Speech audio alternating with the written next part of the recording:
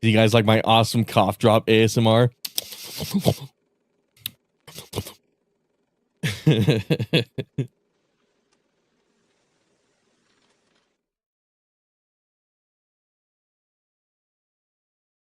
Devil May Cry 5 Part 2. The demons hate you. The demons hate you.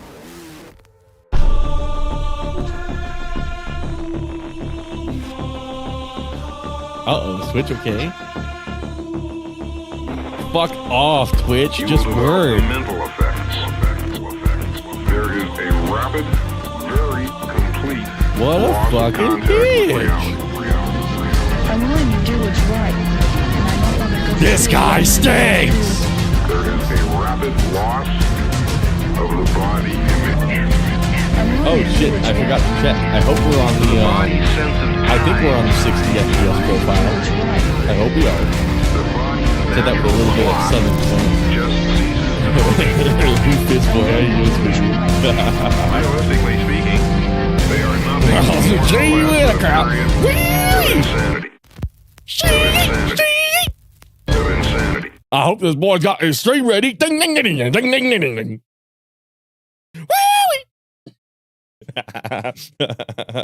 Oh, fuck. Let me go ahead and get DMC 5 started. Woo, woo.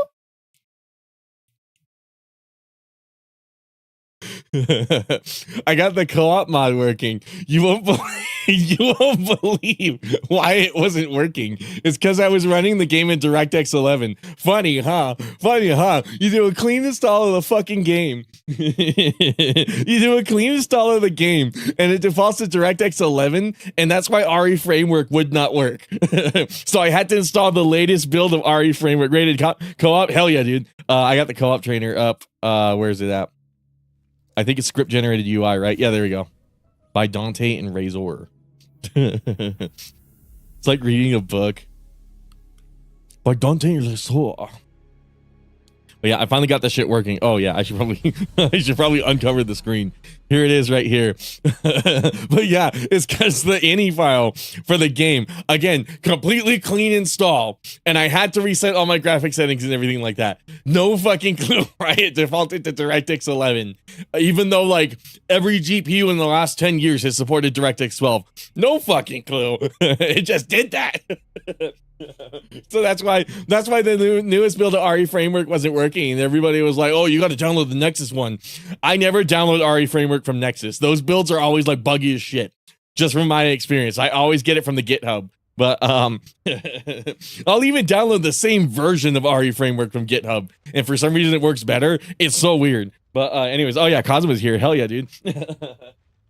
You got the Gatorade lightning bolt. Fuck it. How you guys doing? Yeah, I got the co-op mod working though, so we're doing good. How do I set this shit up? So it does operate kind of like the old one. Virtual and co-op, tougher enemies. Oh, cool. That's a good feature because I remember when I played co-op with other people. Fucking the enemies would be way too easy. Even on DMD, they just wouldn't have enough health. Especially if you have like decent DPS. Yeah, how do I get the shit set up? British person is now subscribed. Thank you so much, dude. I tried to get a video out last week and it just wasn't possible. I had so much fucking IRL shit where it's like, God damn it. Expand matchmaking. I think that goes beyond your region, right? Yeah, okay. Allows you to collect players further away from your region. Yeah, how you doing, Gordiano? Hold on. Let's do Virgil. Floating pause menu. I think that was kind of necessary for Bloody Palace, wasn't it? Does not pause the game during the pause menu while connected to other players. Prevents disconnection. Oh, okay. That's why that was important. Disable hotkeys. Save file import. Auto skip. Was this the Bloody Palace? There was some sort of setting that I remember was like needed for Bloody Palace, and like there was a little finagling you had to do too. You all had to walk into the portal at the same time to make sure you matchmaked properly. There's like a bunch of really ghetto shit like that. Skips the splash screens after start. Oh wow, okay, cool. I'll do that. skip everything. Actually, no. Actually, yeah, if we're gonna play co-op, we better skip everything. Then we got, it's even got like the graphics settings. So they basically took that whole like what was it? The Microsoft redistributable UI, and they just integrated it into RE Engine. But I'm actually curious what new features this has, because it's been a while. Boss camera, you can set like the dirt, battle music. I have some sick neurotech to show you. Hell yeah, dude. I think the way it works is we queue up the same mission, right? From what I recall. From what I recall. That's how it works. This mod was also cool that it allows you to set the graphic settings beyond what the what you're usually capable of. Oh, cool. I can set it to HDR10 color space. Okay, that's really cool. Default. Oh, be sRGB. Interesting. S screen space reflections, kill camera. Okay, they did add some like cool new stuff. So how you doing, Penne? I don't know what anything you said means. Don't worry. Raccoon721 subscribe. Thank you so much, dude. Got some sick Nilo tech. What? I guess should we load up mission 3, because I think that's where I left off. Let me make this UI disappear. Get that fucking bug off the screen. And then oh yeah, I also completely redid. Okay, yeah, so we do queue up the same mission. I guess I should have set this stream to the lower latency one and just streamed at 1080p. Whoops. But anyways, I completely redid my frame limit. So this is really funny. This was a little misadventure that started with Stellar Blade. Okay, I'm gonna queue up mission 3. And I know there's like 30 seconds of stream latency, but hopefully I'll matchmake with DNM. I think I have the right settings enabled. If it works just like it did like back, what was it, like 4 years ago? Then hopefully, yeah.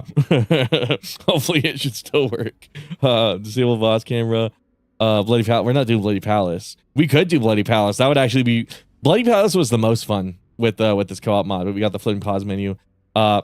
So it is making me pick a character. I remember that was like a sign that it works. Just got home. Oh, okay. Give you 5 minutes. No worries. So in that case, I might just play through this mission real fast. But I wonder if you can matchmake people mid-mission, because I know you had to like sync up the start of the missions to be together with other people. But it doesn't matter what I have in my magazine, apparently, because of this Sin Devil Trainer. How's everybody doing though? Oh yeah, shit. There's a reason I brought up MSI. Oh, maybe I should restart the mission just so we can watch the cutscene. Only for me to talk over it, but still. Who are you playing? Oh, that's true. Shit. Who am I playing? I'm not going to remember any of my Dante combos. That's the problem, because I remember back when I played this game, I played a lot of Dante. So, but I remember everybody had to play different characters. That was kind of the limitation. So like when Virgil was added, it was a big relief, because now you could have 4-player gameplay. But of course, Virgil was also overpowered. So whoever picked Virgil was basically doing like the bulk of the combat, and everybody else just kind of stood there and watched.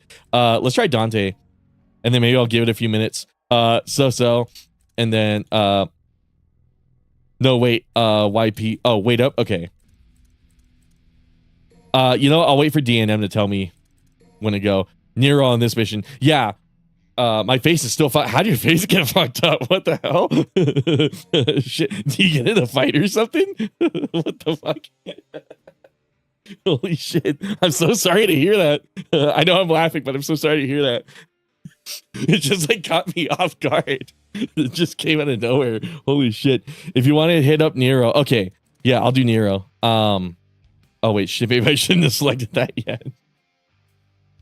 Fuck. I'll just wait on this screen. Maybe it just doesn't like confirm it yet until I pick my character. Meet Nero for this mission. I'll play Dante. Okay. Sunburnt got infected. Oh shit, that sucks. So he got sunburned and then the burn got infected. Jesus fucking Christ, that sucks. That sucks so bad. I'm so sorry to hear that, dude. Holy fuck. Dude, I didn't know that was possible. I've gotten sunburned like super, super red to where it hurts. Really funny childhood story. So one time I went to the beach with my family and I was like, I want to take a nap. So I took a nap, but I covered my upper body with a towel to block out the sun so I could go to sleep. And my parents warned me. They were like, hey, that's a bad fucking idea. They didn't say it like that, but they said that's a bad idea. Do not do that. And I'm like, oh, I'm sure it'll be fine. And they let me do it just to teach me a lesson. And then I woke up and my whole legs, they are red as fuck. And it hurt a lot. And then I think for like the following week, the skin was just peeling off. Thankfully I wore like jeans and stuff because I think I was going to school at the time, but like, so there wasn't like any embarrassment on that end. But the fact that like every time I walked, every time I walked, the fucking jeans would fucking like go up against my skin. And it's like, hopefully you heard that. It would go like against my skin, like shuffle against it. And that shit hurt. That hurt a lot. So my life is a tragedy, something. I wouldn't worry about it. Surprisingly, the emos did not judge my fucked up face. No, the Half-Life fans are gonna judge your fucked up face. That's where the real trouble is. The Hunt Down the Free, the two people who played Hunt Down the Freeman. You fucked up my face. Well, we got 31 days till Delta. That's so right. Oh my god. Well, 31 days till Delta. High key thinking about deleting my MGS5 save so I can replay it. Honestly, yeah, I was, you know what, for so many years I was like, I'm gonna hold on to my MGS5 save, just because like there's so much grindy elements of that game. I probably don't want to replay it.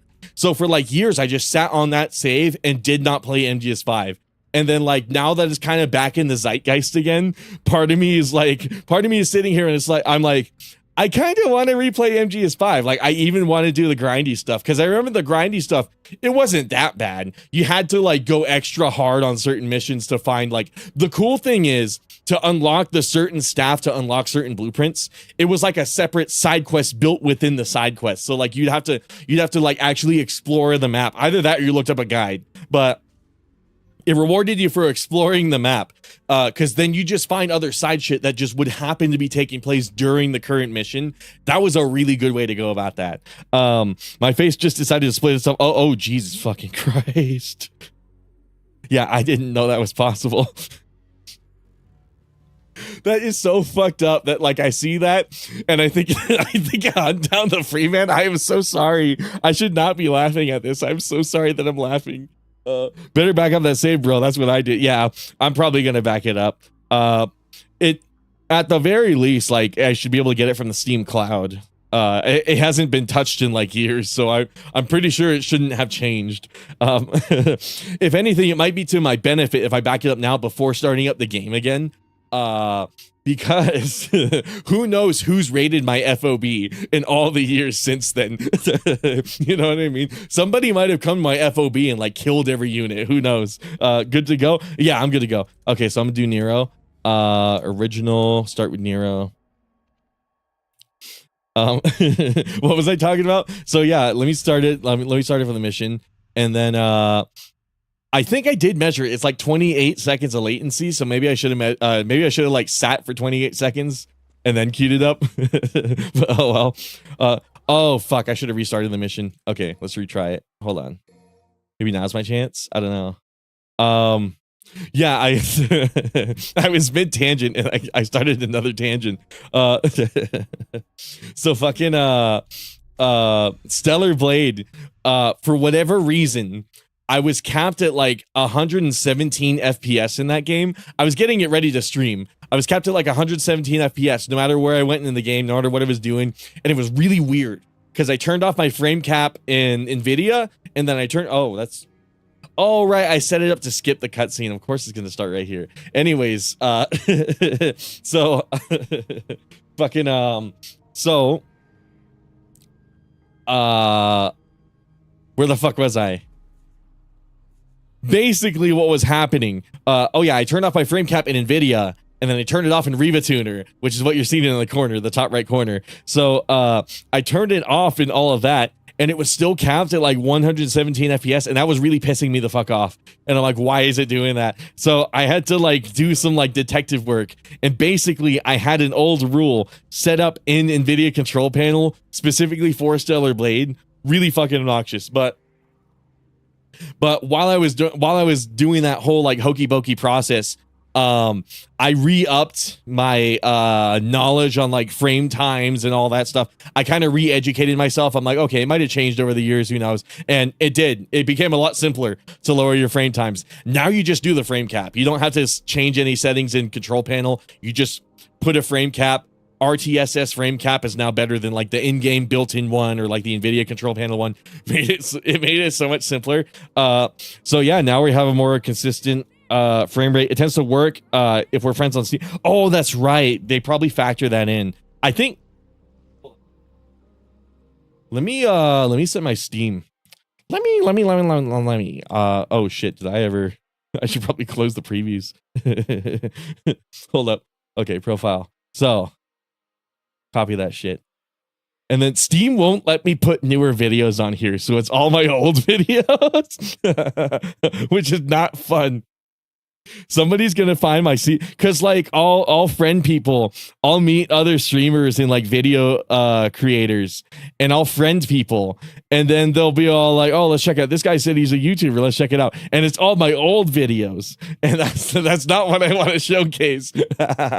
But like Steam won't let me let me see if I can actually show you guys this. Steam will not let me upload newer videos. It is so fucking weird. So for example, select a game. Okay, let's do like DMC 5 or something like that. So it's like all my old stuff. And then it's like, okay, well, how do I add more videos? And the problem is I can't.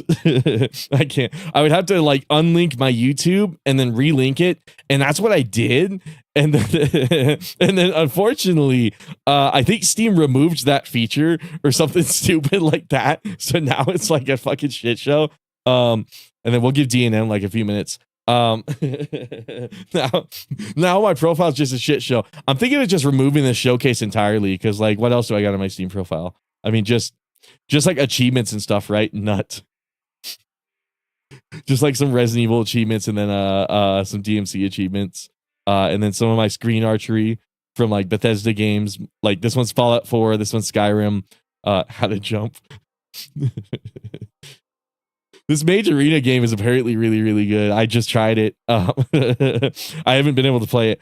My code is right. I've never friended somebody through the friend code. Shit, how do I add more people? How the fuck do I add people? Hold on. Fuck. Here we go. I guess I should paste my friend code in there too if anybody wants to lock in right in. That's a tall order, dude. Hold on. So you can tell my Steam account's been around a long time because it's got like significantly is this it, DNM? It's got significantly less digits than DNM's. Maybe like a quick invite. Should I post that in chat? Maybe I should. Fuck. Okay, so get to there. Oh, okay, cool. So it was him. Okay, let's do that. And then that's right. I forgot about the whole like friend part for the matchmaking, which is good. That's very clever that they did that. But yeah, now my frame times are looking a little better. I mean, I don't think it'll matter on stream because stream is capped to 60 anyways. Oh fuck. Ooh. Oh fucking hell. Jesus Christ. Look at those rock textures. Look at those textures on the bottom, dude. Okay, there we go. There we go. Cool. Now. Come on, baby. Come get me. Now. I'm trying to remember. Oh, right. I set the breaker to. Oh, wait a second. So wait, what's my. Oh, did it rebind my controls? Shit. Uh-oh. Because I remember it was D-pad to like switch between the breakers.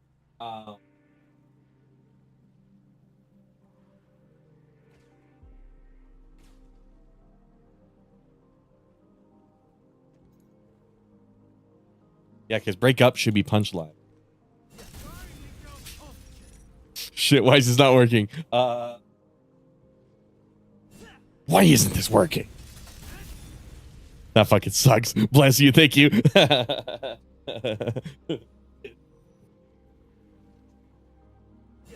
Uh-oh. I can't do the breaker tech. Oh well.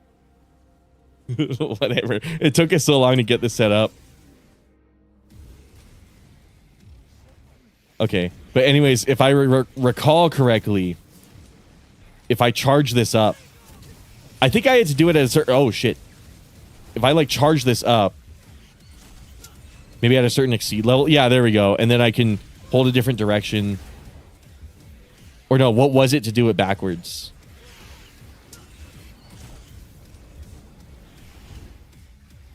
And then... What was it?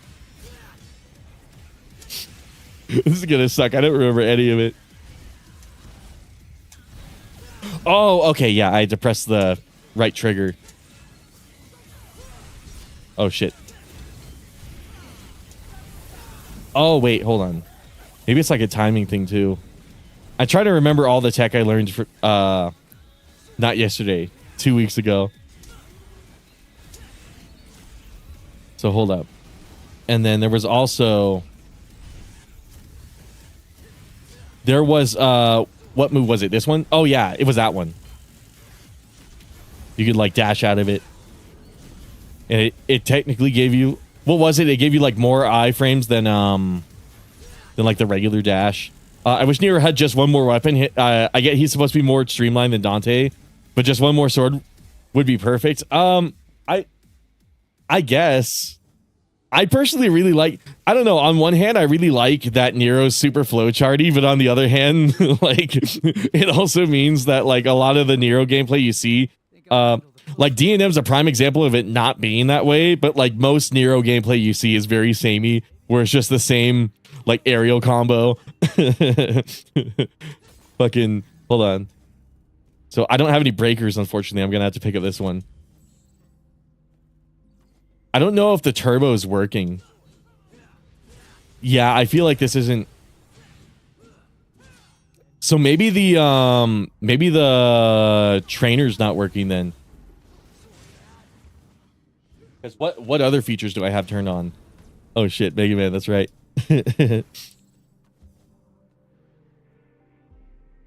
Hold up. So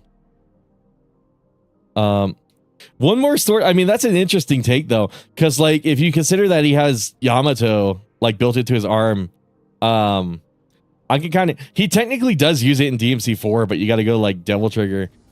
Skip charge shot. Do I, like...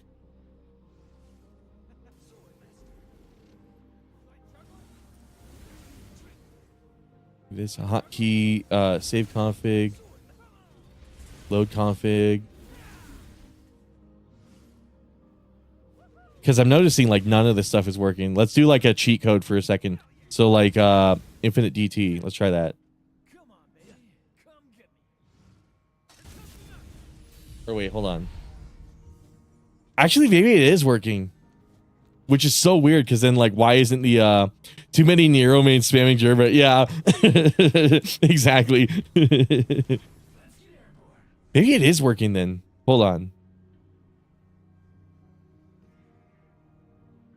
Turbo. So that means turbo is working. Hold on. 1.2 times. We target switch inertia, reversals, faster charges, reset weight. No DT cooldown. Faster moves. Scenario, PvP.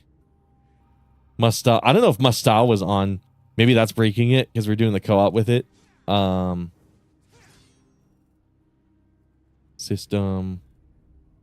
There's HUD options. Oh, that's cool. You can hide the HUD. I remember there was a video where I was like, it's so weird that you can play the game without HUD, but they don't give you the option to hide it. Like, in theory, they have it set up so that you don't really need it, and then you can't hide it. You can strip Nero of all his breakers, but Gerber overturn Buster, and he still be heat, though. Yeah. I got enemy swapper on. Do you mind if we restart? Oh, yeah, let's do that. Okay. Let's see. Get Nero. Get the fucking Nero. And then I guess we'll have to switch to it should not matter what like magazine I pick theoretically, assuming this is working, but I don't know if it is. Breaker switch, infinite breakers, faster breakers, disable diagonal slots. Because it's just breaking them when I do that. But isn't the usual breaker break button? Yeah, that is so weird. So is it something in my settings then? Because it was working last time. Hold on, controls. Breakaway. For whatever reason, it's like every direction on the D-pad. You can't set it to a certain one. TV, didn't you say that on a Dante Dante made video? Seed, reset camera. Yeah, this is kind of the difficult part. I really don't know what button I would put this on, because like taunt is the select button, isn't it? And if I used a paddle, it would just if I used a paddle, it would just be whatever button that paddle is assigned to. Because the right bumper is the lock on.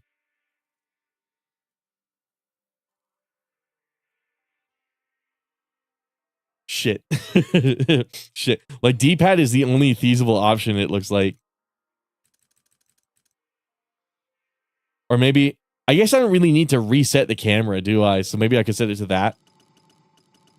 Ah, shit. Press button to sign. Oh, it can only be a stick press? Shit. Fuck. The reset camera is the thing where it does like the purple border, right? Oh no, that's auto control. That's auto control. Shit. Okay. That's right. And then left bump, press it in the left stick does that. Okay, hold on. Oh, even in the menu, he's breaking it. Uh-oh. Oh, shit. Uh-oh. Shit, because the D-pad works extremely well. Hold button to override. Is it because it's on breakaway type? Script failed to look. Oh, check your script folder to see if files are missing. Uh-oh, shit. I might have to reinstall this mod. I think that's what's going on. Uh-oh, because when I installed this, not this, the, what's it? When I installed the co-op mod, maybe it overwrote some files in, like, the RE engine folder. Uh-oh. So, I don't know if I should resolve that real quick, or if I should just, like, play without it. Maybe for the moment, we'll play, like, default controls or something like that. Options. I guess it doesn't matter since, like, I already destroyed all my breakers, but oh well.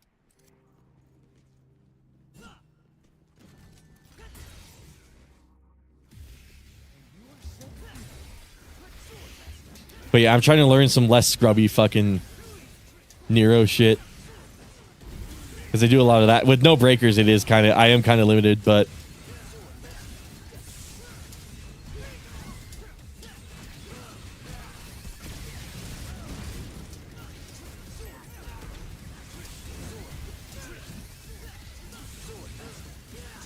Oh, shit.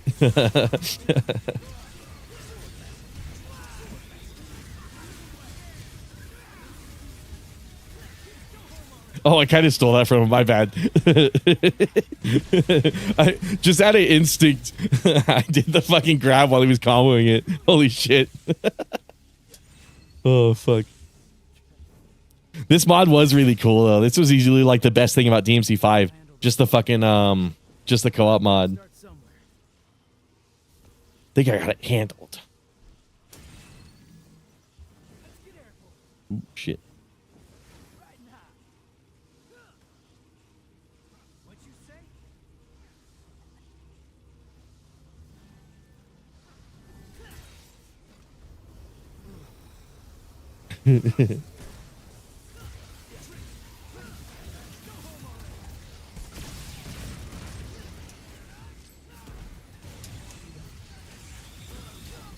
Oh shit, that guy spat at me.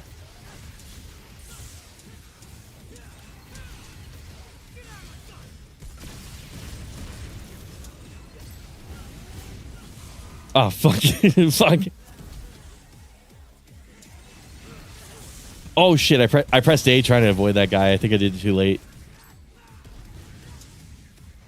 That was a cool catch.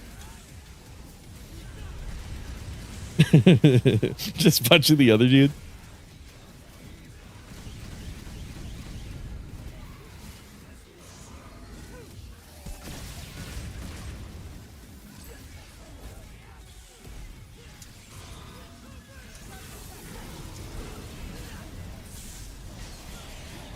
Ooh, shit. I probably should have grabbed him. That's usually what you do against that guy. Once he goes purple like that and he gets the super armor. Yeah, there we go. You grab him and shut him down.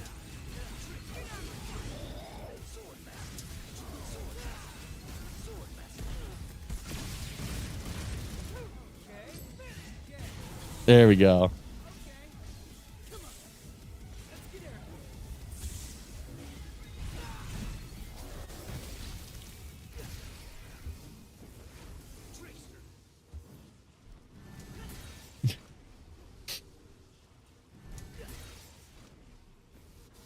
I gotta find out like a good application for all this neurotech because I see people doing like the backwards streak thing.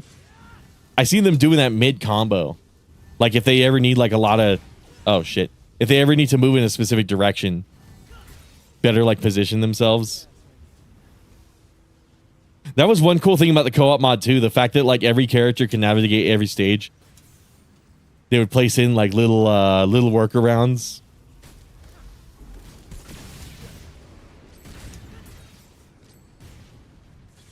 I thought that was so cool.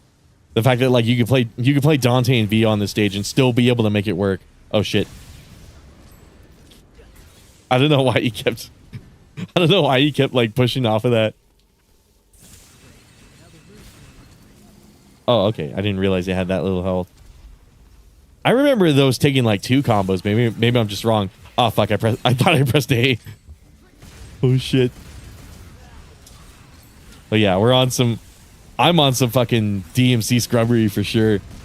Okay, he's on that guy. Dude, I cannot wait for Delta though. I'm so fucking stoked for that shit. I'm definitely gonna stream it. The dilemma is now that we have the member streams. I know when like Delta was initially announced, I was like, oh, I'll probably make it like a public stream. You know, I don't see any reason why I would paywall it. And then like now the memberships are a thing and I'm monetized and it's like, well, shit. Now I feel kind of bad for members because the reason they buy the member streams is so they can see the non-Capcom stuff. And like Metal Gear is not Capcom. So it's kind of a weird dilemma going on right there. There we go. I helped him out a bit.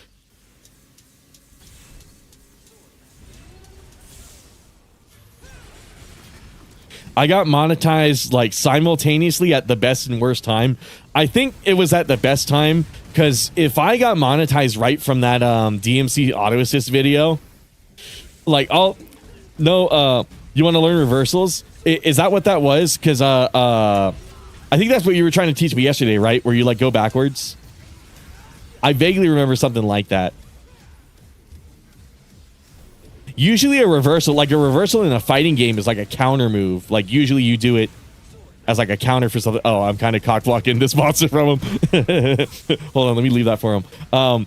Usually it's like a counter move. You do it in response to something, but I'm noticing in the DMC lingo it's kind of different.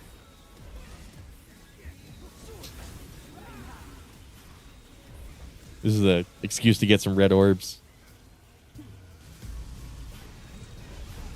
What was I saying though? I simultaneously got monetized at the best and worst time. The reason I think it's the best time is because if I got monetized earlier than that, I think the videos I made after that auto assist video weren't like the greatest. Honestly, I mean, look, I think everybody says that looking back at like when they first started YouTube, but like for real, I think some of those videos, they were way too bloated, way too long. They didn't have enough substance to be worth being that long. A lot of them can be boiled down to like 10 minutes and they just weren't like the best videos overall. And I mean, it makes sense because like I was new to YouTube, but on the other hand, it was one of those things where it's like I could have done a lot better simultaneously. I probably should have known better when I was making videos like that. So I'm glad it happened. Like, when did I get monetized? Like a year ago now. I'm glad it happened now. I guess not now, but recently. Because at least like now, I'm making videos that I feel are worthy of making AdSense, even though I don't like ads. I mean, they just kind of become like a necessary evil. Whereas like, man, if I was still making cringe shit and I was making money, because like I was looking, it's been a while since I've done this, but I was watching some Deadwing Dork streams, very very long time since I've done any of that, and like just seeing like Jay Kaiser and like Super Origami Kingdom and shit like that, and it's like, man, could you imagine if I was making money by fucking creating cringe shit?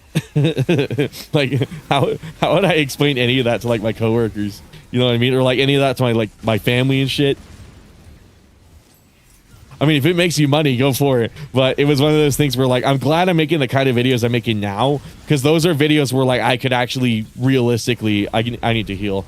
Those are videos where I could actually realistically like show those to people and not feel like embarrassed or like weird about it. Okay, spin this guy. Oh, I was hoping to juggle the other dude. Jaggle. Prep for an EX streak, then release the lock on. Aim in another direction with joystick. Yeah, I did it towards the left, then release the attack button. I did it towards the left. And it was when I got the blue arm coming out. Oh, what the fuck? How did I do it earlier? Because you need EX and then lock on, aim in another direction with the joystick. Do you mean like pan the camera? Maybe I gotta pan the camera. Oh no, shit. I did do it a few weeks ago on that first DMC5 stream. I was trying to remember how to do it. I remember like the blue arm was part of it. Like you had to time it with the blue arm. I did it earlier. Hold on. So. There we go. Okay, yeah. So the blue arm definitely was part of it. So. There we go. Okay, so it was just the timing I was getting wrong. There we fucking go. Now we got it. But that's cool. That is like a cool technique. I was wondering how people did that.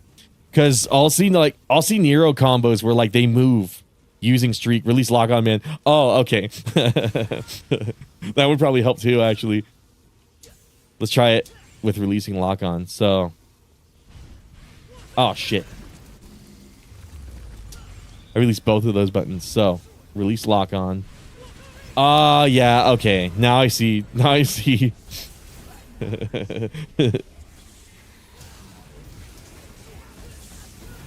Okay, that's easier than like timing it with the blue arm, because there's no reason why you would need to be locked on for that if you're prepping for like a combo by moving around like that. There really is no good reason to keep lock on.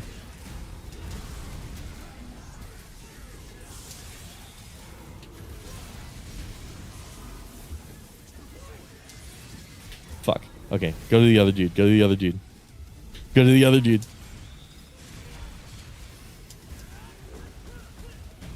It has nothing to do with Knuckle. Okay. For some reason, I thought it did, and like, weirdly enough, it kind of did, but it was less than Knuckle. It was more the fact that like I released lock on to do the blue punch. Ah, shit. I wish I had my breakers, dude. Oh right, I don't have enough for DT. I was queuing up for DT explosion. Breakers are really helpful against like these guys in specific, because you can't use your guns until you take down the force field. Oh right.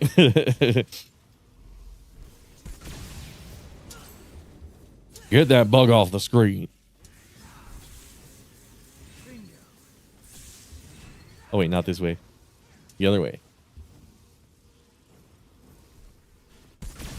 God, it's been so long. Holy shit. Oh. And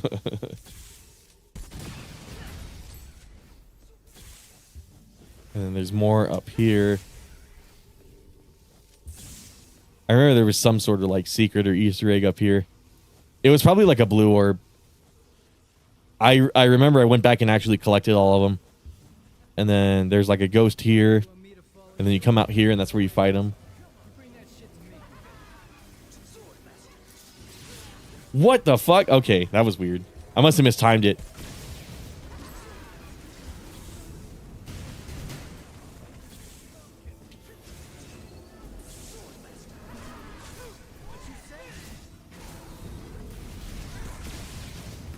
Okay, seems like he's just fighting him. I usually do the easy thing and just like parry and then do the thing. But yeah, if you're trying to style, it makes more sense to actually fight him. God damn. Okay, hold up. This is actually a very convenient corner to learn jump canceling.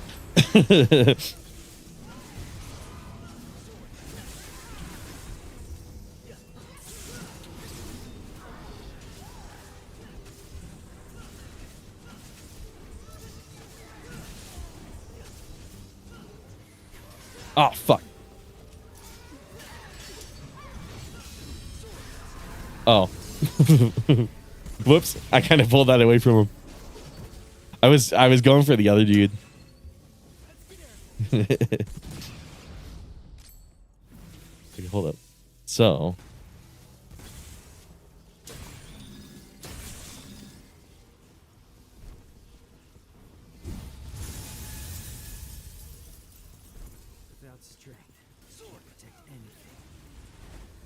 I like the Virgil quote in this hallway. That always stood out to me. Nero by complete accident. Quoting the same shit as Virgil. Oh yeah, I should restock my breakers. Now that I got the default controls going. Okay, so equipment. It was this one, right? I think so. Yeah. Keeps putting my mouse in the center. Okay, so charge that. And then I think as soon as I activate this, it's going to fire. Okay, cool. I'm glad it didn't.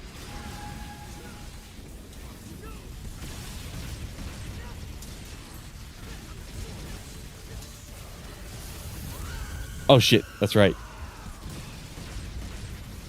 She was gearing up to roar.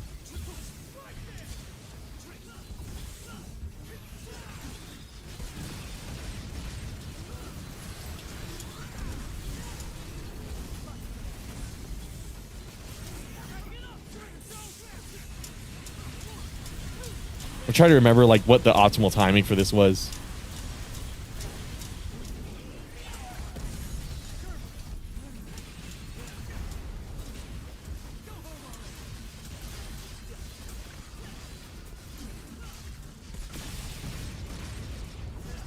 Ah, shit.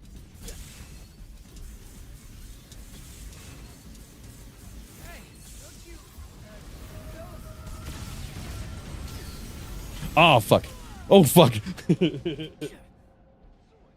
I thought I was going to be able to dodge that with Gerber. I don't think I went far enough.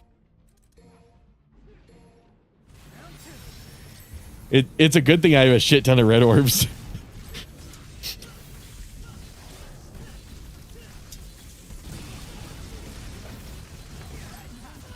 Shit. Oh, okay. Hold on.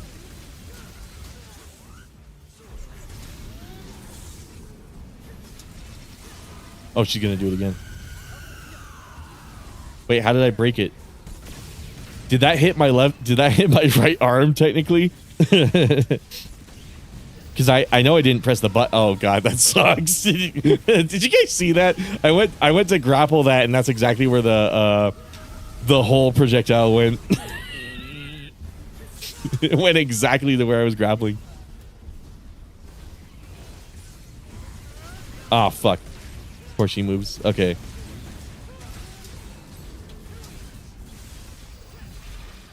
Oh, get away. Okay, cool.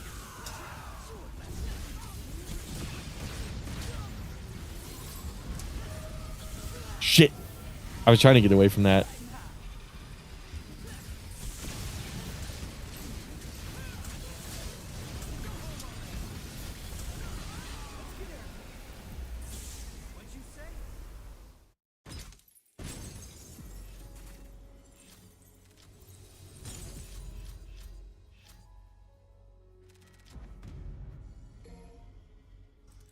Oh, right. You can do this. Like, I completely forgot about that system.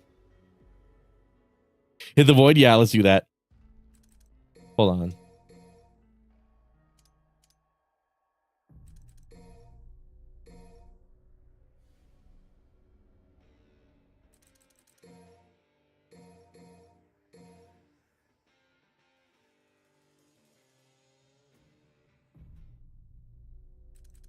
I can't stay long, but I can teach you some tech. Oh yeah, I'll take any tech because I am genuinely interested in how to do all that stuff. Okay, hold on. So quit. Fucking I might have to take like a 2-minute intermission to reinstall the Saiyan trainer because some files were definitely overwritten from like the co-op mod. I'm guessing that co-op mod's probably usually installed first. I also wonder if it caps your FPS because I'm noticing it's a lot smoother when I'm not in multiplayer, which is interesting. I wonder if Strive does the same thing because I know there's a PvP mod for this game.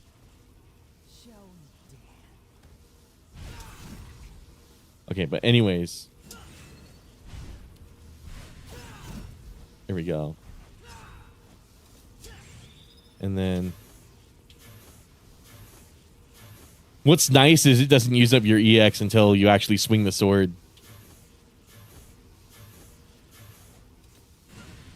Hardway reversals, all you have to do is release lock on, releasing attack. Oh, okay.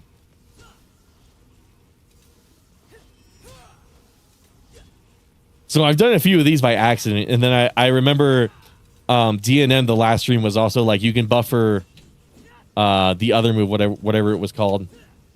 Oh, I guess I have to lock on for it.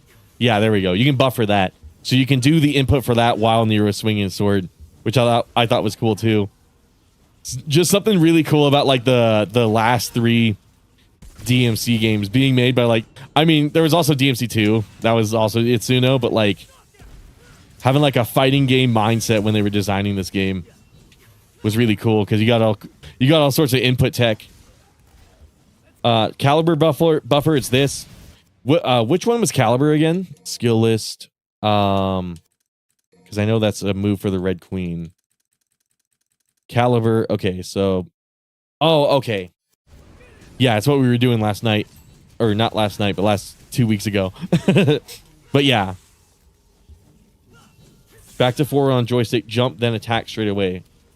Oh, wait, was I not doing it? Lock on, back to forward, jump, then attack. Wait, I can jump out of this? Oh, yeah, I can. Okay. Ah, fuck. Okay, lock on, back to forward. Oh, I see what you mean. Yeah, because if you don't do the jump, then he gets carried with it, so the jump stops you in place. So, yeah, so you can catch shit. Okay. And then it also, if you're close enough, you can get an enemy step out of it. Yeah, okay. That's really cool. Oh, while he's on the ground. Oh, okay. So, back to forward on this. Back to forward, and then jump. Oh, wait a second. Oh, wait. Oh, wait, hold on. I think I see what he's talking about. So during a ground attack, I can put like a micro jump, and then it's just going to come out with a caliber after like a really short hop. Okay. Oh, fuck. Oh my god, there we go. Oh, that's cool. Oh, fuck. Okay, does Caliber usually give you Oki, or was that just because I was hitting him? Oh, it holds him in place. Okay, that's good. But doing it on a short hop is really... I'm noticing doing it from a short hop by doing that is really helpful. Oh, I guess maybe... Maybe it only holds them in place when they're in DT because they got the super armor. Stop attacking for... Oh, okay. So... Oh, I see what you mean. Yeah, that is so cool. Oh, fuck. Oh, fuck.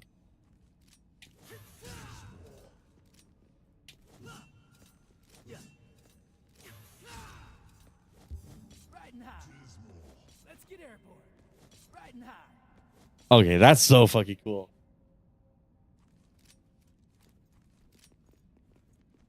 And then, so what was the advantage of this? Because I remember it had something to do with iframes. Because you get iframes on this back animation, right? And then you get the additional frames just from dodging. Is that the mentality behind it? You got it. Okay, cool. And then I'm guessing this cancels into other stuff, right? Well, I don't know, because you kind of have to follow through with the other animation. Maybe if I do an attack while I'm doing it. Oh, fuck. Oh, okay. Or maybe I just got lucky. Maybe I just happened to do it at the very tail end of it.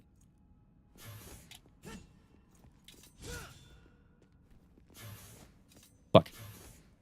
Oh, yeah, you can't cancel out of it. Okay, so I think that is like an iframe thing, isn't it?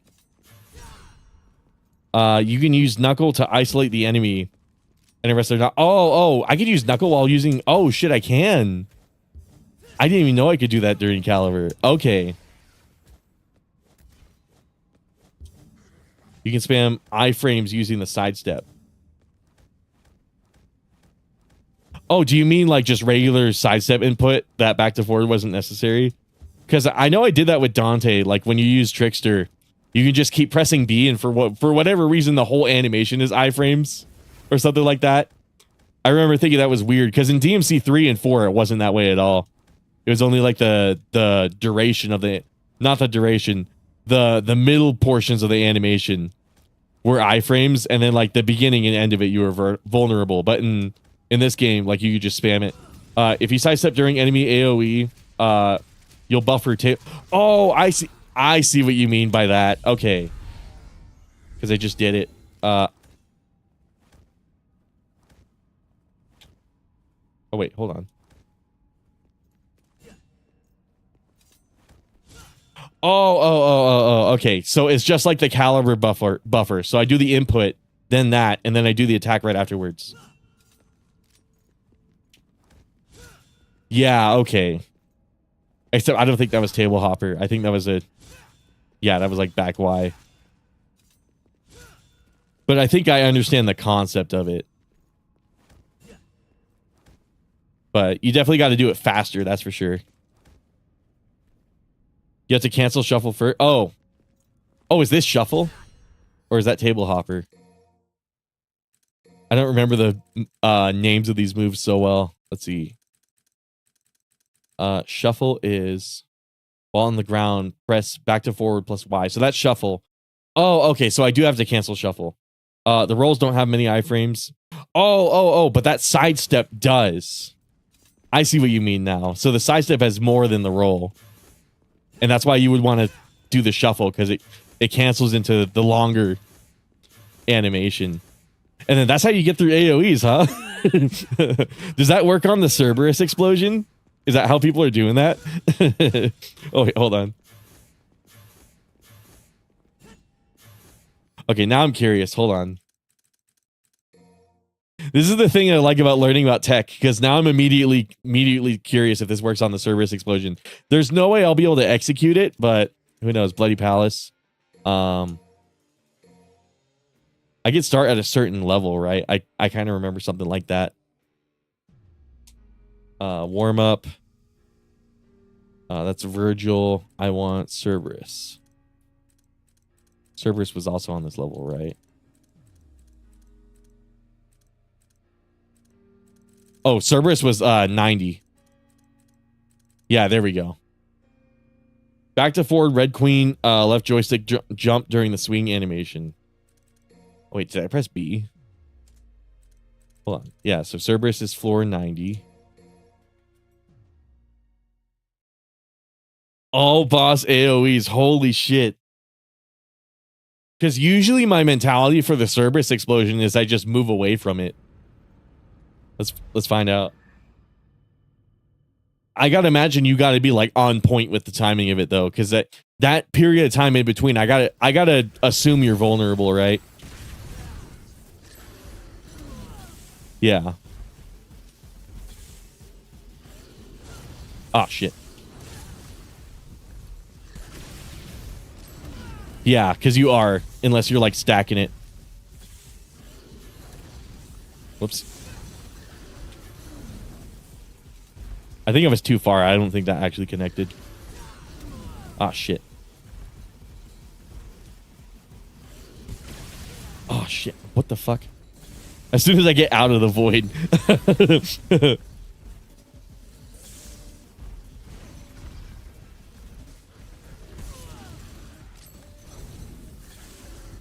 But, you know, it's just like doing like any input in Street Fighter. It's just a matter of learning it, getting that muscle memory. Oh, shit. Okay, hold on.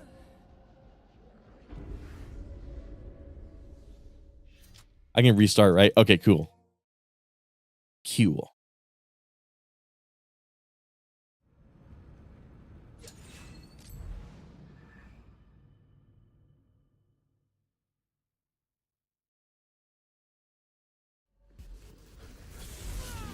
Oh, shit.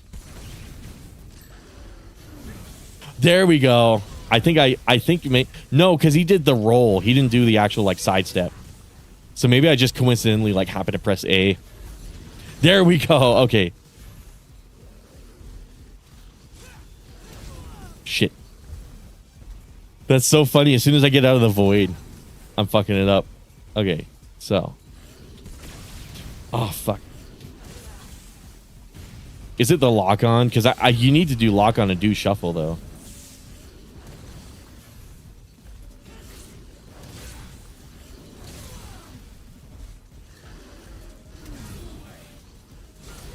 Oh, what the fuck?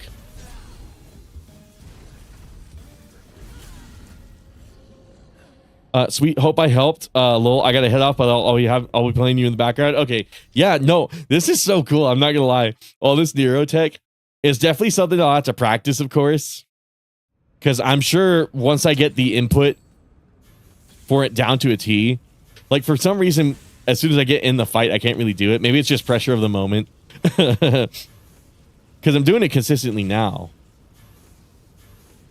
Yeah. Maybe it's just the heat of the moment. I can't quite execute it. But once I get it down to muscle memory, like for sure, it should be really useful. Oh shit. Could also be frames too. I'm noticing it's not 120 FPS in here, which is weird. This game usually runs really well.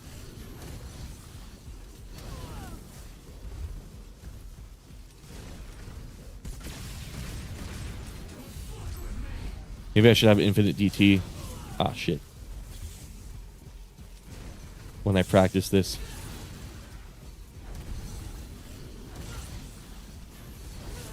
Fuck. Okay. You got me at the tail end of it.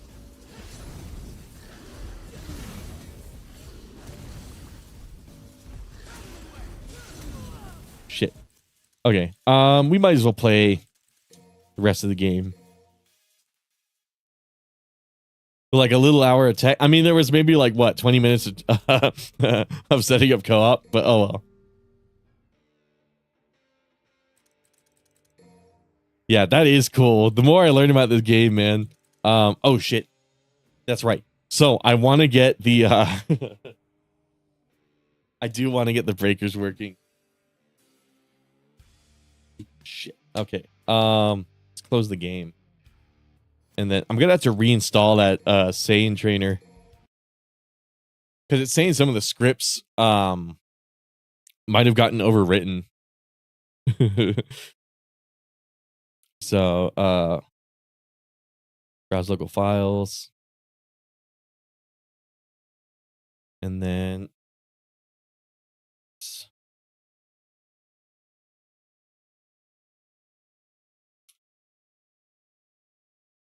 where's the trainer? SSS. There you go. Science.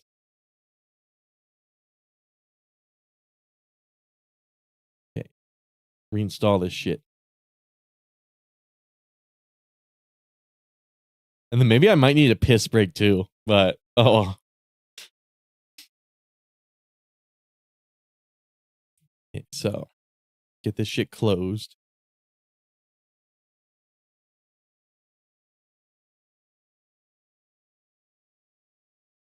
Or ooh, readme.md. What's in this readme? It's possible I also just, well, I don't know. I definitely installed it correctly the first time. Oh, right. You have to use RE framework. So I probably didn't even have to re-download it. I just have to like, not RE framework, Fluffy Manager. That's what it was. You have to use Fluffy. Okay, so that's Stellar Blade. Let's switch to DMC5. Turn that off. Refresh mod list, and then turn it back on 124H. And then hopefully that like I'm back kind of, no worries. Sign collaborative cheat trainer. Let's make sure. Let's see if this works now.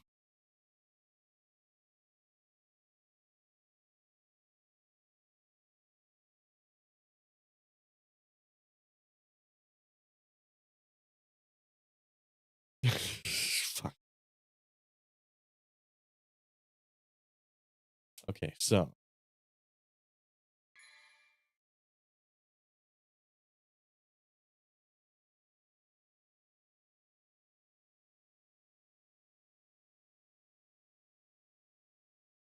fucking load. Fucking load.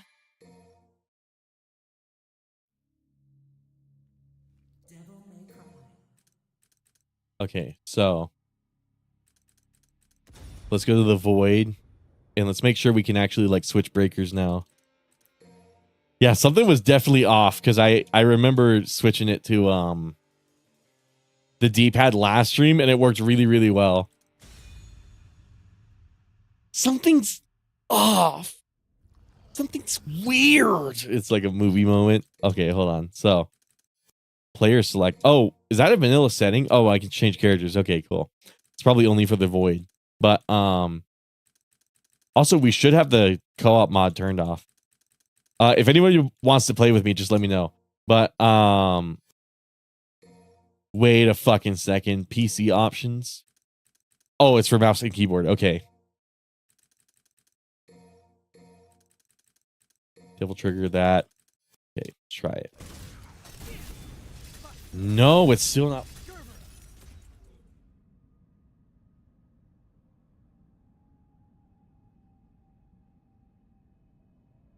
Script failed to load.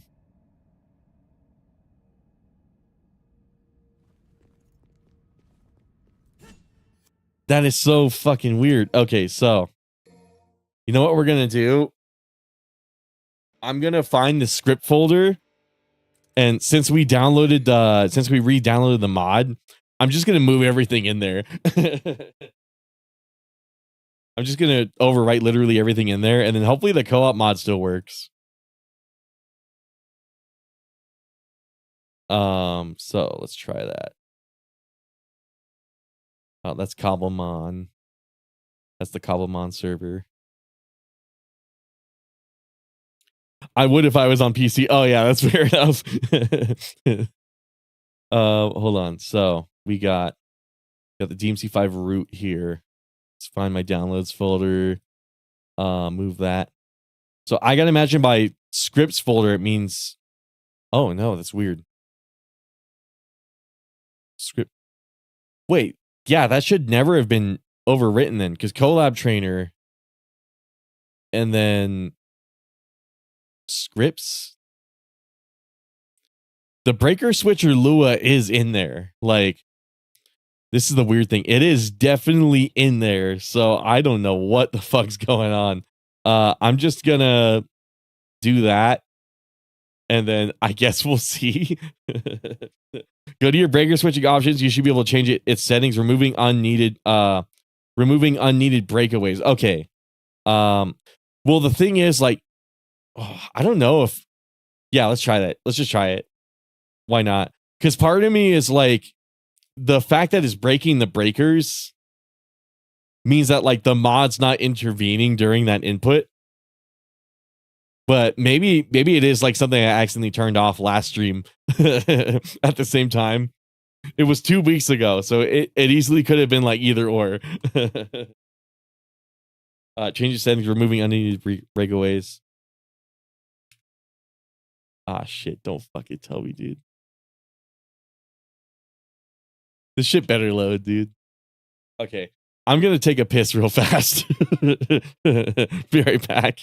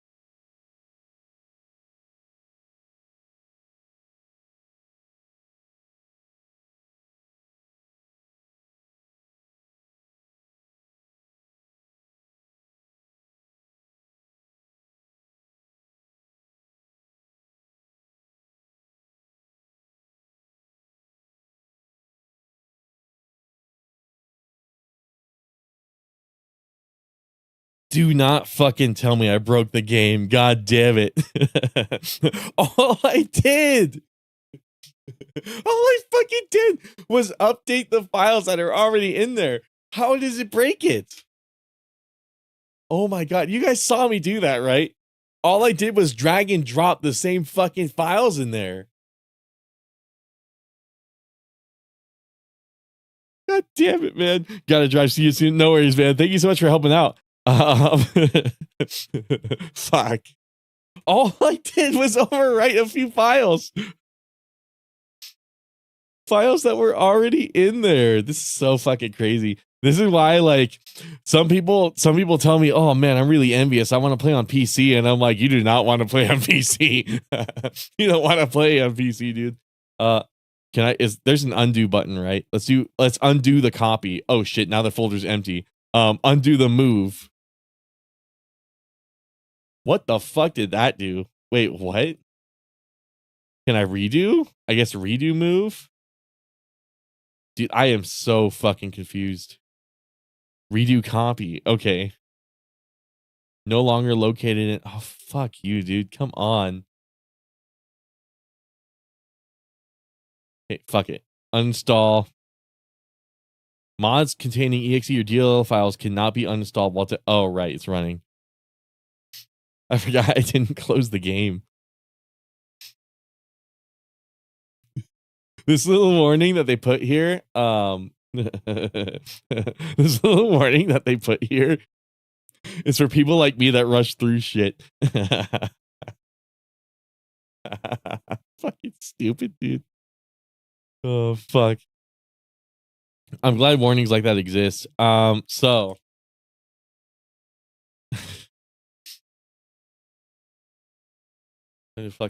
time to fucking close this shit. All right, so do that. Uninstall. All right, refresh. Reinstall. And I see it like copying all the files. Okay.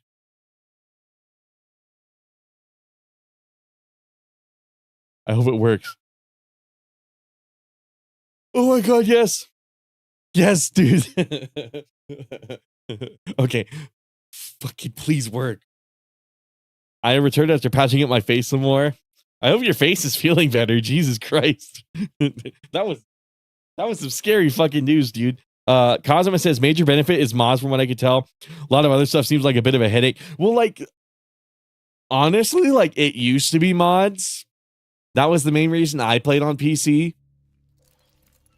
But like I think DMC5 is the last of its kind of games where like modding really expands on the game. Because if you look at like some of the Monster Hunter Wilds mods, it's basically just like degen shit. Like it's just putting like penises and vaginas on the monsters and that's it. Like if I go to the Nexus, that's basically all you'd see. So it's like, and what fucking sucks is like, look at what we got on the screen right now. RE Framework is this amazing platform where you can run Lua scripts and alter the game's memory in real time. Like you have as much control as you could ever want to develop a mod. And for some reason, after the release of like Resident Evil 4 Remake, nobody's been able to make any like decent mods anymore.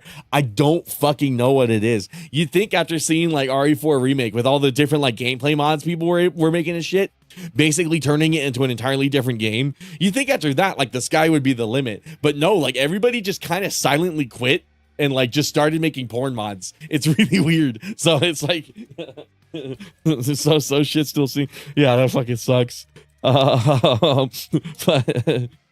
But like I was saying, it's kind of depressing when you see Nexus now, and like, I mean, there's some cool mods for Stellar Blade, but like, at the same time, it's Stellar Blade. Like, it's also a bunch of Gooter shit. So it's like, I feel like I'm not missing out on much. You know what I mean? Okay, so we're still breaking, but I'm also, wait a second, because Turbo's loaded. They don't make them like they used to. Basically, yeah. They don't make them like they used to anymore. At least, like, I don't know. It's very rare that I see a mod that is there a so DNM was mentioning something where like you don't break breakers like whatsoever. I think that enabling something like that would help out a lot. Don't pop ragtime bubble. Oh, okay. Longer ragtime bubble. Nero wings. DT form only adds wing. Oh, that's interesting. Oh, set when the wings appear. Oh, that's cool. I can like force them on. Okay, maybe it has to reload Nero's model or something like that. That's actually interesting. I know, right? You'd think they'd get better. And like the funny thing is Unreal Engine mods are kind of in the same they're kind of in the same boat because a lot of Unreal Engine games are made with Blueprint. And Blueprint is such an easy like scripting language to learn because it's all visual. All you do is like put down like a little box and then tie it to other boxes. That's literally all Blueprint is. They make entire fucking games that way now. So it's like one of those things where like, and modding's not that different a process. So you'd think the sky would be the limit. Just put more blueprints and find a way to get the game to load it, right? But like, it's the same situation where it's just a bunch of gooder shit. And it's like, open up Say and go to oh, okay. So I'm in Nero settings. Honestly, I thought the quality of life mods were common nowadays, considering how games we releasing. I mean, it depends, because you can. Oh, it's weird. A lot of quality of life mods are just changing your ini file. Like, and for those who don't know what that is, the ini file is basically it's basically a text file that stores everything that you would apply in the options. So, for example, if I went in graphics and then I set my frame rate to like 60, it just opens up the ini file and then types in 60 in there and then closes it. So that's all this menu is doing effectively. So but those mods are useful because a lot of the time in the ini, there will be settings that aren't available like in this nice little UI they programs for it. For one reason or another, sometimes they forget. Sometimes they feel like the player shouldn't have control over it. So, you know, maybe like cutscenes depend on it or something like that. So there'll be like any number of reasons. But the gist is like a lot of mods that fix performance and stuff like that is just like ini files.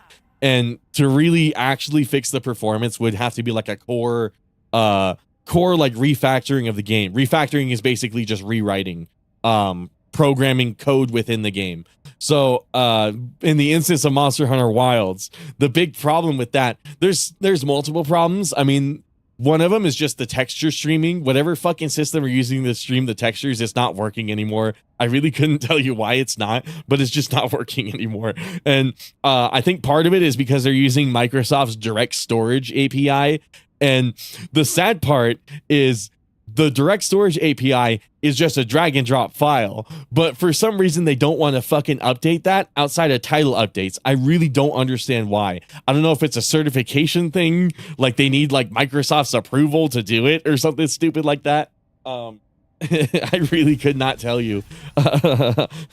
just weird. This is some weird like inside baseball shit, I guess. But like DMC5 and like RE4R and maybe like Ark Survival Ascended are like the last remaining like bastion of high quality mods. Because even Stellar Blade, a lot of the mods that actually like delve into the game's code are just cheap mods. It's like, oh, Infinite Shield and like shit like that. So it's kind of depressing seeing how modding is gone. And then the funny thing is it's coinciding with the death of Nexus Mods as a website, because unfortunately, due to the laws that they're passing in Europe, now you have, if you live in Europe, you have to send your ID to look at adult content, and that's basically all Nexus Mods is now. So like their user base is dropping because it's just a bunch of people who don't want to submit their ID. I'm in favor of that. I wouldn't mind sending my ID just to keep like kids away from adult content, you know. I think that's a good idea, but not everybody thinks like me. I would actually be willing to do more than that. If it meant kids could never watch my YouTube videos, I would be so fucking down with giving them more than my ID. I'd fucking pay them to do it. I'd send them money. Oh, like if you could make sure, guarantee that kids never watch my videos, I will pay you to make that happen. But that's not the world we live in right now. But yeah, I mean the United what's it called, Europe. United Nations is not a country. But like Europe's implementing laws like that. The rest of the continents on the planet are also implementing shit like that. So it's just kind of inevitable. So on one hand, I'm really excited because I heard about that Nexus Mods thing. Yeah, a lot of people for some reason think they're censoring the website. That's not true. They're just following the law. Like they're a UK based company, so whatever law passes in the United Kingdom and Europe, they have to follow it. They're a company. Like they can't just break the law or they get terminated. So it's I wouldn't want to send my ID. Remember what happened with the T app recently? What happened with the T app? Is that app that women use to like tell other women about red flags? Is that what that is? Because I might have heard about that. Is that what that app is? He pulled up in a Nissan 350Z and it only had 2 seats in it. What if I wanted to bring my friends along? Red flag. Like fucking what's the situation with this T app thingy? I've been hearing about that too. I don't know what happened with it. I just think it's funny that there is a dedicated app for women just for telling other women about red flags on dudes. And then the funny thing is, like, an app like that does not exist for dudes because dudes just don't give a shit. That's the other funny thing about it. If she's a crazy psycho killer, dudes do not fucking give a shit. They just work with it anyways because they're like, oh fuck, finally I got my bad bitch gothic girlfriend, and then it turns out she's like on a murder spree and killed like 10 other guys. All them hoes got doxxed. I mean, I don't know. The reality of that situation is like everybody's like, oh, I don't want to upload my ID because I'm worried about getting doxxed. But like the reality of that situation is you're gonna get doxxed anyways. Like that's the problem. I literally open up. If I tap the fucking Windows key, you see my legal name. So it's like, fucking everything's gonna dox you. Literally anything you could fucking do. So it's like I can't fucking do anything about it. So I've just accepted that. Yeah, I will give them my ID. You basically already have it. A gossip app for women? I think that's what that is. At least that's what I've heard. Which again is so funny because that's such a no offense to all the women who may be watching this, but that is such a female moment thing. Like that is such a female thing to do. Fucking like a dedicated like shit talking app. For some reason the T app had people submit driver's license. A lot of people got that. Well, it's probably because it was based in a country where because it's not just the EU, like every other country's implementing that. Like very soon the US is inevitably going to do the same thing, which is why I have no problem with it, because it's like it's all in the interest of keeping kids like where they probably should be, making sure they don't see like porn and shit like that, which I am all in favor for. I've talked about this on stream before. If I had to give up putting tits and ass in all of my videos just to make sure kids had like a safe area of YouTube where they won't be exposed to that shit, god damn it, I'll do it. If I had to sacrifice everything to make sure kids don't get fucking exposed to that shit, I'll fucking do it. I don't care, dude. I feel bad enough for Generation Alpha, you know. I want to set them up for success because they're gonna have the world after I have my fucking reins on it, and I want to leave them in a good spot, you know, especially mentally, because there's people already growing up on the Spider-Man and Elsa shit, and they are not they're not doing so great up here. So I cannot imagine what effect Skibbity Toilet is gonna have on that entire generation. So it's one of those things where it's like, better we solve this problem like as soon as fucking possible. I don't care if I have to give up a bunch of information. I'm here for like the greater cause. Apparently the app was made by Brazilians, which had a open bucket server, something. I must be doing a good job of staying away from these news, because really most of these I'm hearing two situations. So the funny thing is I only know about this because Al Jokes did a parody of it. But yeah, I really don't pay attention to the news either. I'm very much like under a rock. Shit. So where do I like completely disable the breaker? Is it faster breakers? Removes recovery on the breaker, allowing it to cancel into itself. Breakaway type. I guess on. What is hold button to override? It's just breaking like multiple breakers. That sucks. Okay. But yeah, that's the gist of it. it's just a stupid fucking app so that women can talk shit about you. It's really funny. It's like, you know what? That app would be a good thing if like all they did was be all like, hey, this guy's like a certified fucking like serial killer, just so you know. I went to his house and there were like 10 girls in his basement, like shit like that. Like if that was all that app was being used for, that's fine. But like it was like the example I gave where it's like he came up in his sports car and it only had 2 chairs in it. I don't think the new bill will stop Skibbity Toilet. No, it's not going to stop Skibbity Toilet. But what it's going to do is make sure all the kids watching Skibbity Toilet don't see like the Moist Critical video talking about Skibbity Toilet and then like ping pong off to people like me who just somehow happen to like get algorithmically tied to it in some fucking way. That's my objective. I just don't want kids watching me. I don't care how it happens. I don't care where it happens. Like I just don't want that. You know what I mean? But you know, if we have to fucking legislate everything we do online just to make it happen, I'm sorry. I'm willing to do it. Honestly, I just want people to have like regular fucking mental health, because when I talk to anybody my age, like they're all gooners, and like it's funny to be a gooner, but some of these guys like, okay, let me explain this. So it's funny to be like a gooner as in like big tits and ass for like comedic value. That's what I do it for. But then you have people who like non-ironically, it's like, holy fuck, have you gone outside? If we could just make sure that shit stops here. I just don't want anybody beyond my generation getting to that point, because holy shit. I don't really see the connection, Raiden, to Moist Critical. That's just how the algorithm works. It connects a bunch of unconnected shit. You could pull up like a Hitler speech and then find a way to connect it to like Ludacris or somehow. Just you can do it if you really wanted to. The dude version of this T-app probably would be a bunch of dudes just speaking in elite speed. It's a Discord server, you're right. That's the dude version of the T-app. It's just a bunch of fucking dudes on Discord calling each other like pedophiles and shit.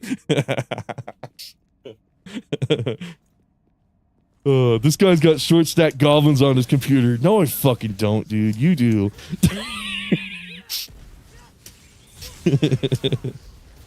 Oh shit. I can't find this fucking setting. Where is it? He said it's under narrow. Force initial DT. Lock on with Tomboy near his wings. Yeah, I don't know what's going on here. I might just play like vanilla, which sucks because I was really liking the breaker thing. I was about to say when I came back from the bathroom, the topic I had prepared for this when I was coming back from the bathroom. Believe it or not, I do plan in advance while I'm on the fucking toilet having to piss. Fucking while I'm pissing sitting down. No, I don't. Fuck it. Anyways, hold on, default. So anyways, I tend to think while I am pissing. And what I originally wanted to talk about when I came back was the fact that for like the longest time, for a really long time, I thought the breaker switching mod was such a stupid idea. Because what setting? I don't know. DNM said it's in the Nero tab, and I checked all those settings, and like none of them seem breaker related, so it was really weird. And he's busy right now, so I'm not gonna harass him for it. But anyways, what I was about to say though was I thought that mod was such a stupid idea because it's like I liked the concept of planning ahead of time which breaker you want to use there. It added like a lot of like pre-planning to every level. But then I thought about it even more, like beyond that. I used to be such a petty bitch of like, oh, why would you get good at the game modded? Why not get good at the game vanilla?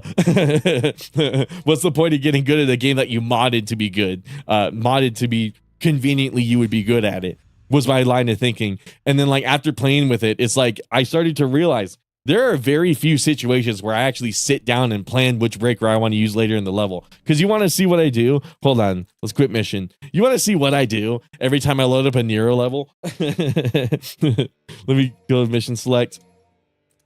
Let's load mission 3. Here's the first fucking thing I do. Every time I load up a Nero level, just get in there, pick my skin, skip the cutscene. Hold on. Another loading screen. I forgot how many loading screens this game has.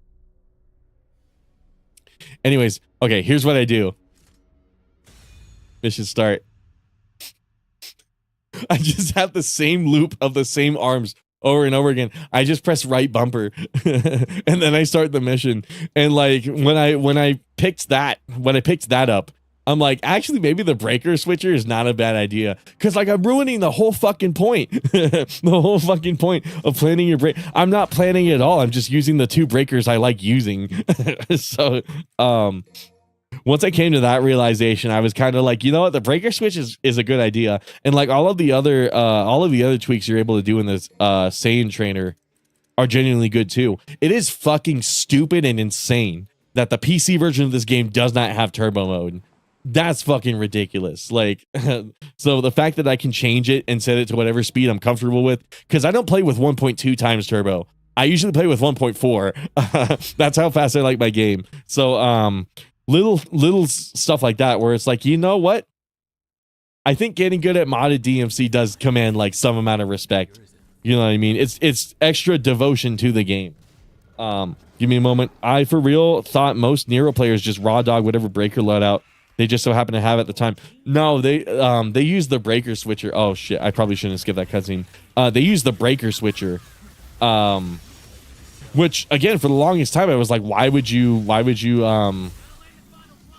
mod that functionality out of the game? It's ruining, you're not playing the game the way it's intended to be played. But then, you know what? Then I started, okay, the other realization, I started playing Cobblecraft, Cobblemon, whatever the fuck it's called.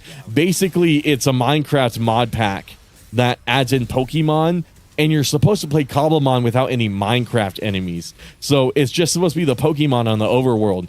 Now, here's the big difference. Some of you may be asking, why wouldn't you just play Pal World? That's exactly what I asked. So the reason why you would play Pal World is because Pal World, the Pokemon actually attack you back. They actually try to kick your ass when you try to catch them. In Cobblemon, they just sit there and let you do whatever you want. And like, there's no challenge associated. Okay, look at how painfully easy it is to play V, by the way. see why people don't like playing them? I got the SSS while distracted, but I do want to style with V. I want to get really fucking cracked at them. Anyways, but as I was saying, they don't fight back. They don't do anything. So like the whole time, my buddies who were like super into Pokemon, I could not give a shit about Pokemon. All my buddies who were super into that shit, they're like, oh man, I got a Chowser, like fucking that kind of shit. I'm looking for shiny Magikarps. I got a shiny Ghidorah, like fucking shit like that. And I'm like, I'm like, can we put mobs on so I have like something to fight and like kill and stuff like that? And then they're like, no, dude, you can't do it. You're not supposed to play it with enemies. You're not supposed to play it with enemy. Like, no fault to those guys. Bring up Saiyan when you get the chance. I just pull. Oh, okay. It doesn't help that there's like 30 seconds of latency. Yeah, I didn't want to harass D&M because I knew he was driving. Infinite calibers. So it was one of these, right? It has to be one of these. Breaker, because if we do the whole button to override, I guess we won't know until we switch to Nero, would we? Oh, I meant vanilla with the breakers. SSS Nero setting, breaker switch versus select infinite break. Oh, I already have that checked.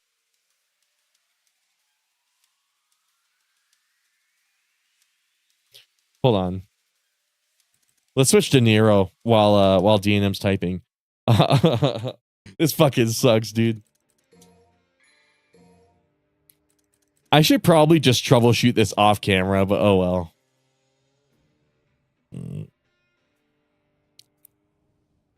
DMC5 has been like the slightest bit of technical mess, and the worst part is I don't even know if it's the game. It's equally likely it's just me fucking things up, which is weird because like I usually when I mod this game I don't fuck anything up. Usually I get it right the first time. So it's just weird. Weird how the modding scene has completely changed for this game. In like the year since I started playing it, but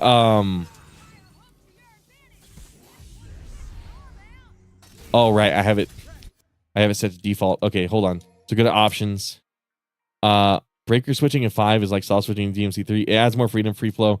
Can you expand the trainer window? Yeah. Make it larger. So I do have infinite breakers on. Fast breaker, I know, like eliminates the problem is it says script failed to load. So that's why I'm thinking it's not working.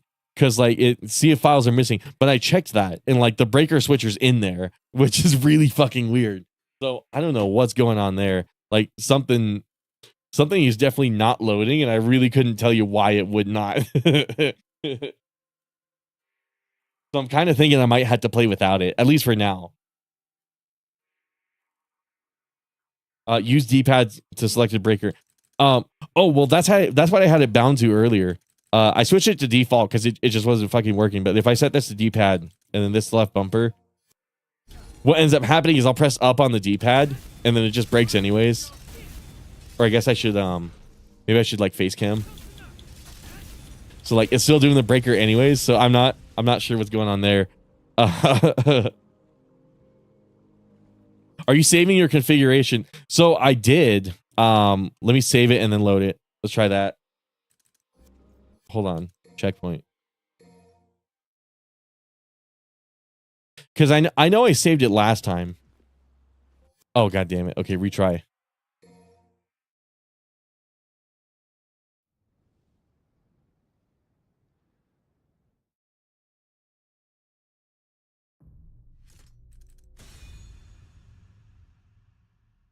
Well, no, because even when I had the empty breaker window, it should have been working.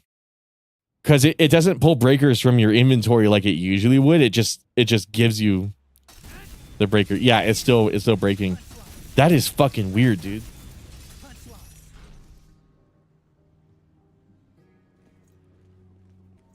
Yeah, I could not tell you what's going on there.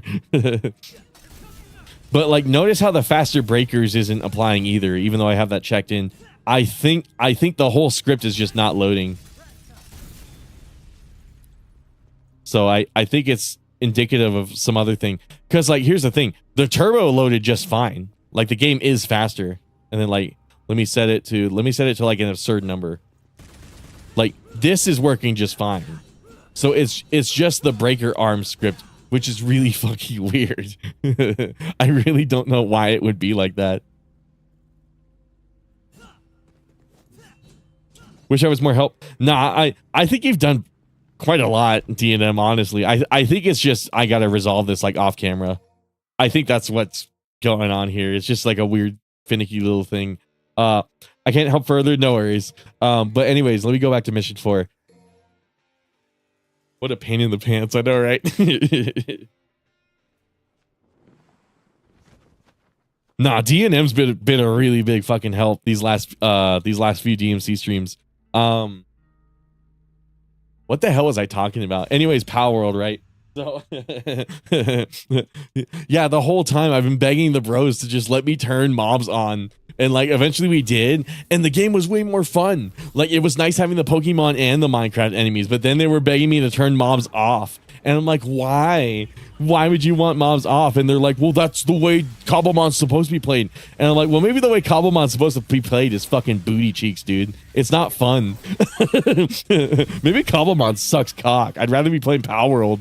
that didn't earn me any popularity points with them. They immediately got mad. But like, that's my honest opinion though. Like, what's the point of a fucking game without any enemies? It reminds me of this one. Oh man, this is like so many years ago. This is easily like a decade ago. If you guys remember when like Alien Isolation came out, that like really cool horror game where like the alien can hear your mic and shit. That I should probably play on stream actually, now that I think about it. But anyways, oh fuck. But if you guys remember that game, there was a mod for that game that completely removes the enemy, completely removes the alien.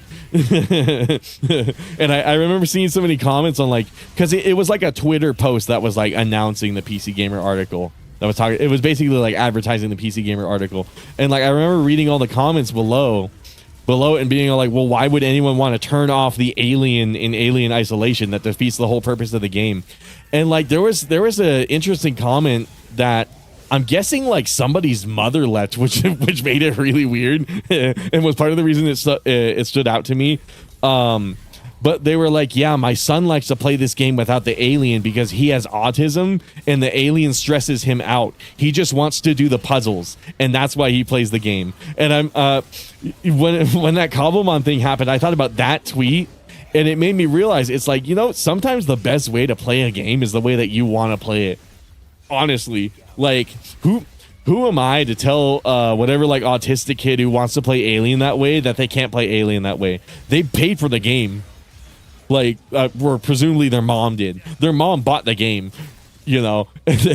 Why waste that money? So I kind of, I don't know. I've always been in favor of mods, but like the concept of getting cracked at a game, like a modded version of a game, or like choosing only to play the modded version of the game was kind of weird to me. But like, just the years of like seeing like other people play around with it, just like the years of like my own experience with it, just a bunch of little like tidbits here and there of just different perspectives that kind of slowly warped me into being like much more okay with it, and I'm kind of glad about that.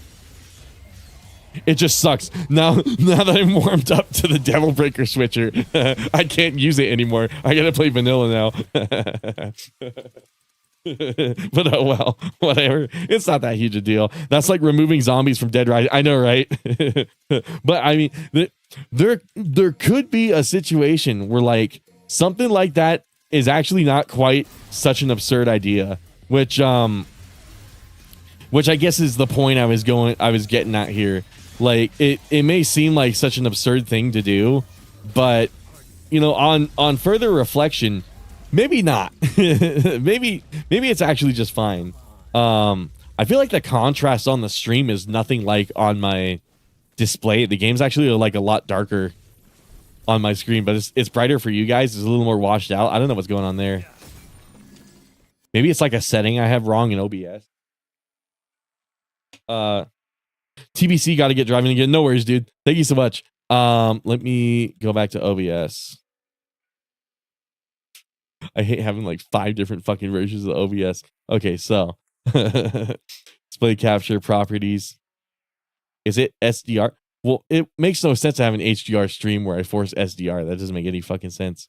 Yeah, I don't know what's going on there. That's weird. We'll just roll with it. It's just very weird that on my display it has so much more contrast. It actually looks really good, and then on stream it looks kind of washed out, but oh well. But yeah, I mean that interesting tidbit aside, it's that being said, we're probably gonna stop playing Cobblemon soon because they're starting to like do everything there is to do in that mod pack. And we're talking playing Crazy Craft next, and Crazy Craft, at least like there's gonna be enemies in that one. I don't know if it's gonna be hard. My favorite Minecraft, the only way I'll play Minecraft, honestly, is modded, and it's gotta be a mod pack like RL Craft. Like I cannot play vanilla Minecraft. That shit is way too easy. It's not interesting.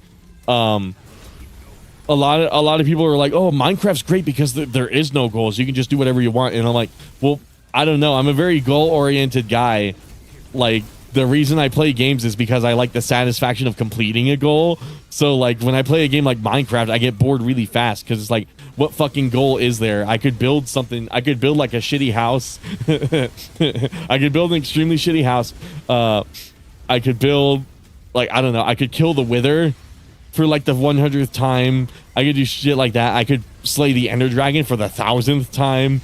So it's one of those things where it's like the only way you'll ever get me to play Minecraft is RL Craft, basically. Because at least it's like stupidly painfully hard, and like just getting further in the game in and of itself is a goal. By the way, I always thought this kill animation with V was really cool because you kind of take control over the little tongue guy, or I guess the big tongue guys.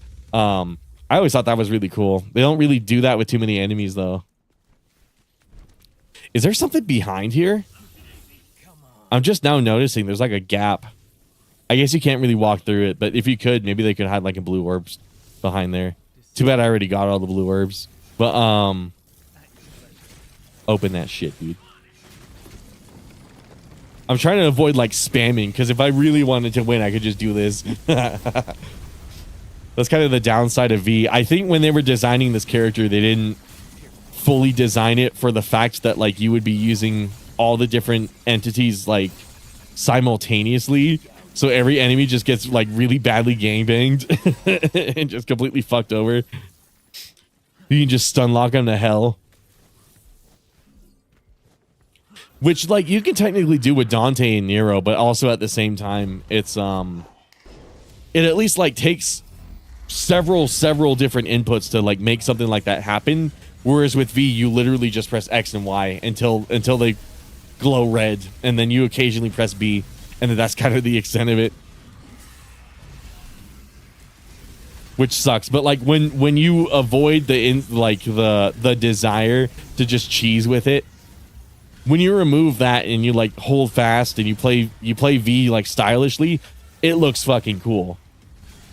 I do actually want to get like cracked with V, like non-ironically, because I think it's one thing to say you're good at Dante, you know what I mean? It's another thing to say I took the time to get good with V.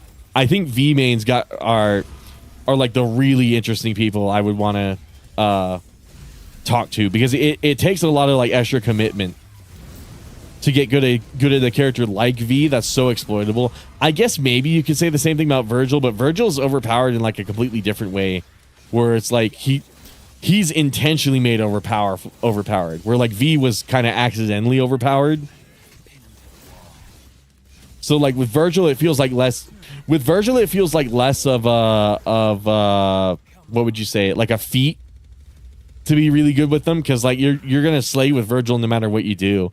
At least with V, like you could say the same thing, but with V it takes additional effort to like do good with him without spamming. Whereas like Virgil, you do good with him like no matter what you do. So I don't know.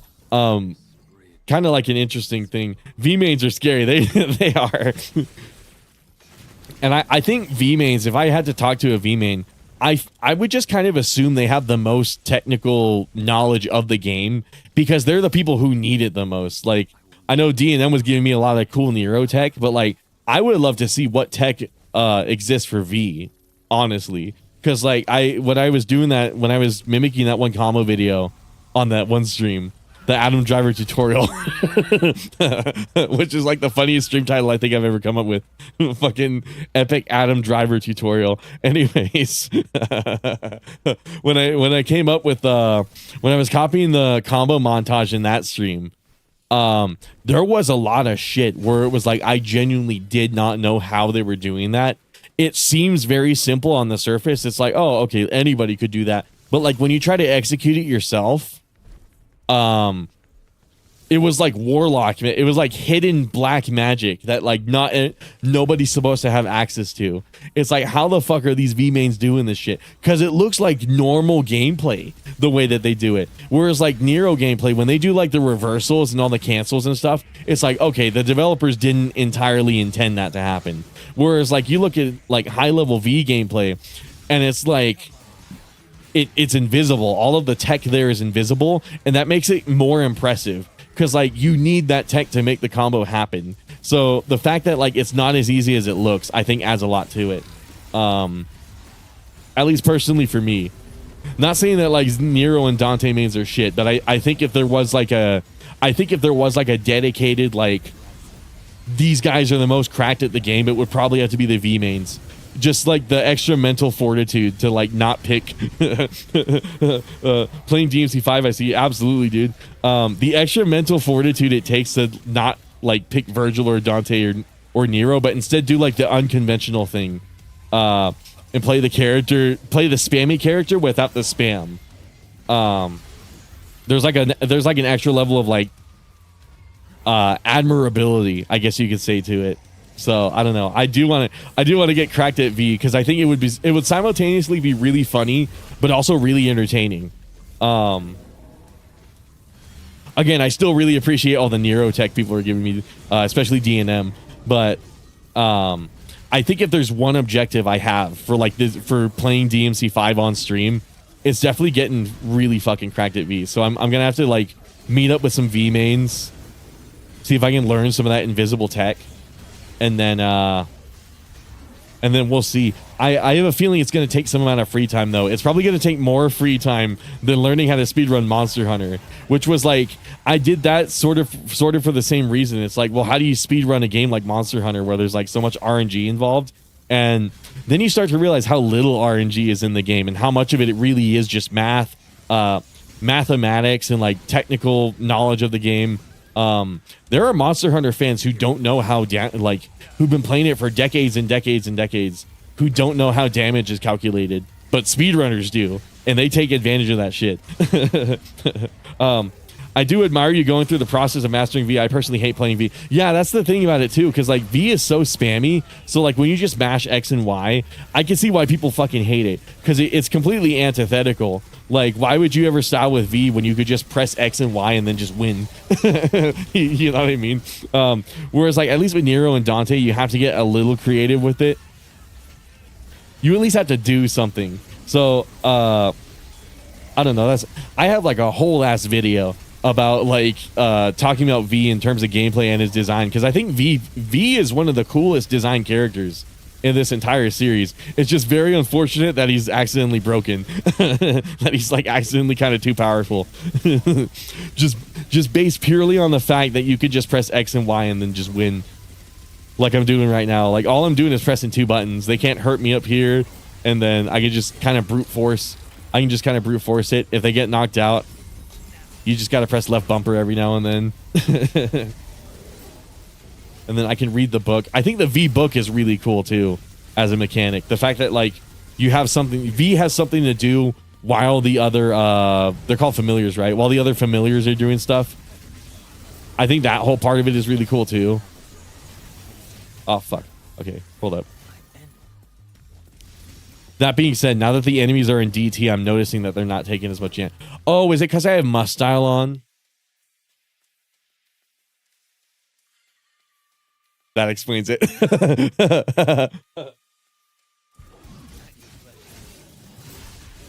Yeah, now they're probably going to start taking damage. Okay, launch him.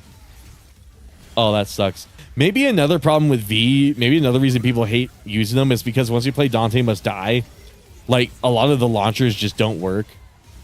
Because my favorite launcher is the Griffin one right here. And like, you have to take down the shields first. But like, Shadow can't really do... Oh, fuck. Shadow can't do a lot by himself. Griffin can't do a lot by themselves. So like the... Oh, fuck. Use all of it. So when the DT shield gets activated on the enemies, it's like, well, what am I supposed to do? Hold on. See if we can launch them. There we go. And then there's inputs you get from like holding it, right? Oh, yeah, there we go. Do the lightning. Do the charge. Ah, shit.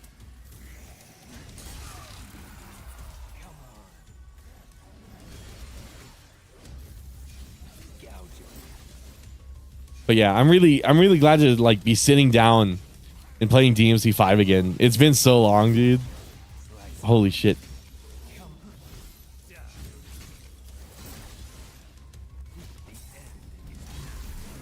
Should probably use Nightmare too. Can't you funnel like DT meter into Nightmare and Griffin? There we go. And then it's right trigger and then X, right? Or oh, it's left trigger and then like the button you use to activate them. Okay. I forgot the input for a second. And then the cool thing is they start acting on their own. Like they gain AI when you feed them Devil Trigger, which is cool. The whole like management mechanic with your DT meter with V is also really interesting. Because the way I use it with Nero is just like, oh, I want a DT explode. Or, oh, I want like the level 2 Devil Bringer animation. Like shit like that. Where it's like, when I do it with Nero, there's not much strategy. Or it's like, oh, okay, they're knocked out, so I want to use like payload, whatever that move is called. At least with V, there's an element of like, okay, so I want to obtain this amount of meter. And then I want to funnel it into Shadow and then just focus, like lock in with Griffin. Or like I want to ride Nightmare, for example. Let me try to ride him. I don't know if I have enough DT to really make it work, but I don't know. We'll see. Oh, fuck. Never mind. I think you can guess my main. It's pretty difficult to guess, but I got a good idea. Again, I know I was saying like Virgil's not as impressive to like be good at as Nero or Dante. Not shitting on Virgil mains, but there is an element of like, I don't know. It's like picking an S tier character in Street Fighter and then just like you pick them purely because they're S tier. It's kind of the same thing where it's like, okay, well, I know why you picked that.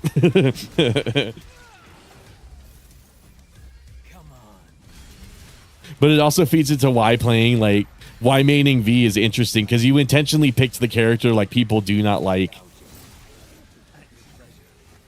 Which takes some serious balls because most people main Dante, some of them main Nero, good portion main Virgil, but like you do not hear anything about V mains, dude.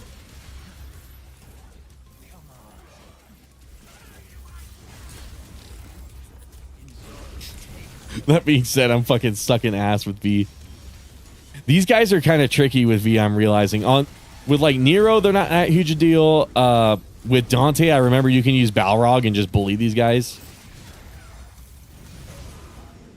With V, they're being a little troublesome, but oh well. Oh wait, why did I do that?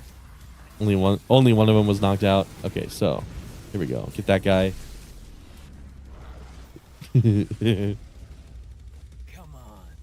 Come on. Ah, fuck.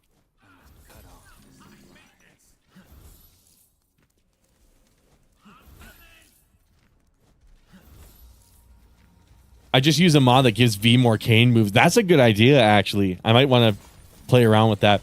On the same subject as like the using the Nero Devil Breaker and shit like that. That is cool that people made mods for V, because I was not aware of that.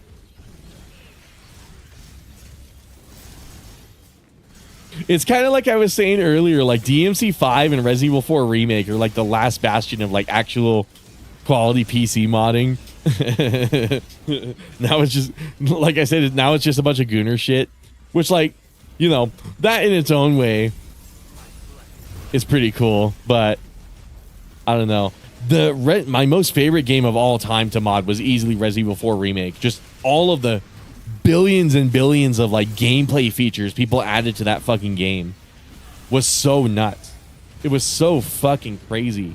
Like how nuts people went with modding Resident Evil 4 Remake. It was like the pinnacle of showing what you could do with RE framework. And then like nobody did anything with it. Like nobody's gone back and modded RE7 the same way. Nobody's gone back and modded Village the same way. It was just RE4R, and then kind of RE2, and then kind of RE3, and then nobody's done it for like other games too. Like Street Fighter doesn't have anything really like that. It's all a bunch of costume mods, which is fair, because like you still want like valid gameplay. Like Capcom's never gonna allow you to use mods online, obviously, so that makes sense in that instance. But like, I don't know, man. It is kind of depressing seeing Nexus now. You know, it used to be such a cool like place to find cool mods for single player games, and then now you just kind of don't. Even I feel like even like Fallout 4 and like Skyrim modding has kind of been on the down low as far as anything creative also. But at least in that case, you could lend it to like, oh, those games have been modded for like 10 years. Of course they're gonna run out of ideas. Oh fuck. What exactly was added with RE4R mods? There was like a whole first person mode. I remember there were like stealth mechanics. You could re-add in like the laser sight from the original game.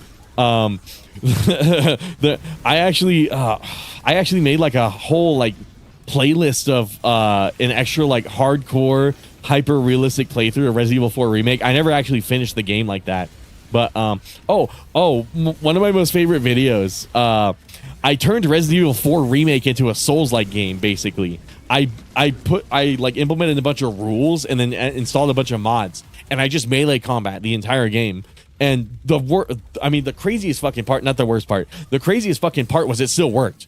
The whole game was beatable that way, which is fucking nuts. Like you think of all the different situations in RE4R where like you use a pistol to activate like a puzzle or something like that. You can do it with like, if you're lenient enough with the rules, you can do it with like grenades or what was the other strategy I used during stream? Something like that. So like there were enough well-crafted mods for RE4R to literally turn it into an entirely different genre of game. That was one of the reasons I was so like impressed with it. And unfortunately it was only for RE4R that like a lot of DMC5 also, of course, but like those are like the last two that ever got that like nice little TLC as far as mods go. And then like that never again. It is so weird. Maybe RE9 we'll see something like that, but I don't know. It is kind of depressing, honestly. I think the VR mod, what's funny is the VR mod, the Prey Dog VR mod does not work for RE4R. It works for literally every other like RE engine game, but not RE4R, and I really don't know why. They must have like updated something with the engine. Because you can even do it in like Street Fighter 6. So it was definitely like something they did with the most recent build of that engine. And unfortunately RE4R coming out afterwards, or no, wait, I think it came out before, didn't it? I don't know, something. Maybe they undid a change with Street Fighter 6, but or maybe they just stayed on an older build, because I know some Capcom games, they stayed on like certain build. Like I think Resident Evil 3 remake was that situation actually. And then there were some cases like Resident Evil 7 where they actually updated the whole build of the RE engine. When they were remastered, like when they added ray tracing to it, they had to actually update the build of it instead of like just introducing that code in there, which I thought was pretty interesting. What's the most annoying enemy in DMC5? I personally hate Behemoth, the guy with 2 tongues. I forget. I know there was one enemy that I thought was really fun. Oh, you know what? It's these guys. I kind of there was an enemy. I think it might be these guys, but like part of me is also thinking it's not. I think it's the fact that these guys like teleport around and shit, and then like as soon as you get a decent combo, they just teleport away. But you could also say that. I guess the thing about like these what are they called, the butchers, the guy with the cleavers. At least with these guys, like if you're playing Nero, you can just grapple them, and that's how you get around them turning purple and getting the super armor. These guys, you can't do that. The scythe guys that like teleport everywhere are really fucking obnoxious, because I feel like you just can't combo them the same way you can everybody else. So I guess that would be like my best vote. Honestly, just you know what? Yeah. The more I think about it, the more I'm thinking it is these guys from what I remember. It's been a long time since I played DMC5, but those guys in particular, the masked guys are maybe like second place, but it is one of those things. At least like you can easily get rid of them. There's like tech for easily like just deleting them. You know, just keep them from putting on their mask and you win. So, whereas like these guys, there's not really anything like that. They just don't allow you to extended combo them, and it's really fucking obnoxious. You added a stamina bar? Yeah, I added a stamina bar. It was fucking crazy. I totally forgot about that. But yeah, there's a stamina bar. I even added like rolling into the game, so there's like rolling with iframes. If you haven't seen that video, I would probably watch it, because it literally did turn into a Souls-like. It was really funny. And then some of the boss fights actually were like Souls-like boss fights after I did that. You wouldn't think so, but Capcom actually like reworked a lot of those boss fights to support knife-only combat, which was so like mind-bogglingly insane, because you think they would scrap that from the original RE4, like with all the with the knife durability mechanic. You'd think they'd be all like, oh, we don't want them to knife the bosses, we want them to use the guns. But ironically, the melee combat has even more depth in RE4R than in the original. I thought that was fucking crazy just to like experience firsthand. My second vote is Death Scissors, because they block literally everything. Oh yeah, I usually just parry them and then just do the one hit below, and then that's it. I just never deal with Death Scissors, but I know DNM when he was playing earlier, he actually like sat down and comboed them, which I thought was cool. I mean, if your objective is to style, it makes sense to do that. But as far as like just defeating them, yeah, it is just like parry and then you win. But yeah, man, I missed DMC5. I forgot how good this game looks too. That's the other crazy thing. Can you believe this game looks better than Monster Hunter Wilds, and it runs like 50 times better? Like, look at this. All right, I'm gonna turn on my overlay, and then I'm gonna turn off my frame cap. Look at how many fucking FPS I get. Hold on. Is my frame cap off?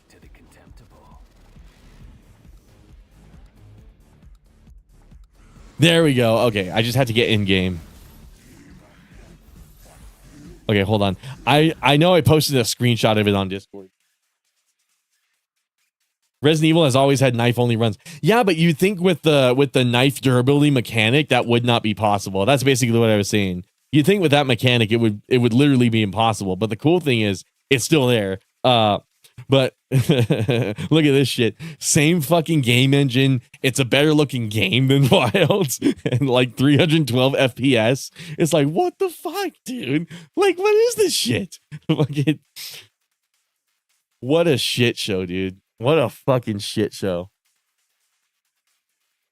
Oh wait, I might want to reactivate that frame cap. Okay, so You know what? Nidhogg was a really annoying boss fight. I kind of remember not liking Nidhogg very much. Just because it was such a cumbersome fight. I mean, you got to take out each of these guys. Oh, fuck. I'm glad I'm not doing must style because there's no way I'm getting it. There's no way I'm reaching S on this guy. Like, the plant heads just move way too goddamn much.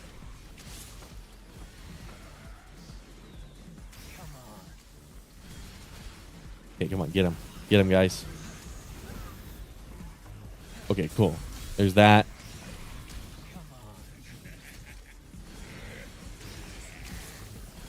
Oh, cool. That little, like, dodging you can do while you're reading the book. Oh, shit. That was, like, another thing I thought was cool about V. Just, like, getting so in tune with where he's positioned. You can dodge attacks while reading. It just looks so cool.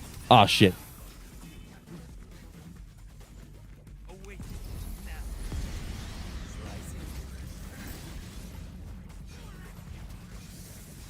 But yeah, I know Resident Evil's always had knife runs. It's just very surprising, like, how many things, when you think about how many puzzles are oriented around shooting, like, it is really, really funny.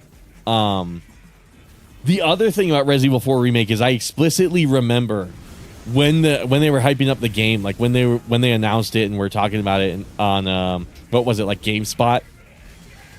I remember Capcom deliberately said, hey, knife-only runs are not going to be possible in this game. And then by complete accident, they were. You just had to get a little more creative with it. I mean, that was really cool about that playthrough, too. I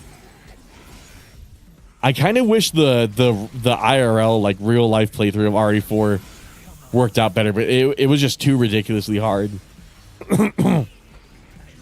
Which kind of sucks, but oh well. I mean... Actually, maybe I would be able to do it now, because I was also like, just, I mean, my diet was completely fucking different. I just was not able to lock in. I wasn't anywhere near as good at, like, games as I am now. I mean, I say that as I'm struggling to play V, but you know what I mean. So I don't know. Maybe we could return to that. That might be cool. But oh fuck. Capcom are liars, yeah. Oh, fuck. Okay, revive these guys. I don't know how I didn't get hit by that, but that's cool.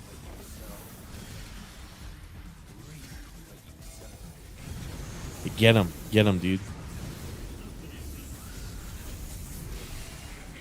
I remember S ranking this mission was a big pain in the fucking ass. Just because Nidhogg had so much fucking health.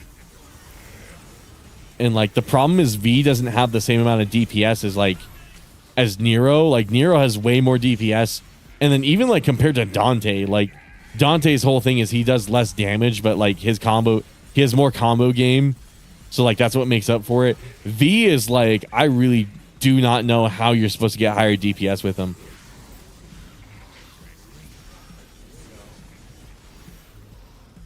Like, all of his shit just doesn't do proper damage, which sucks. So, like, fights like this on Dante Must Die, it just takes way too goddamn long. I would be down for a return to RE4R Soulsborne Edition. I would be pretty down for that too. I think it would be fun. Especially now that I would have, like, more viewers watching it too, because I remember I would do it and then maybe there'd only be like 2 people watching. Basically, it would be like Cosma and Squiggly and then Belmont. Back when he was typing in chat. I know he watches, but he doesn't really type in chat anymore. Usually because he's busy. But anyways, oh shit. God damn it. Heal up, dude. Heal up, dude.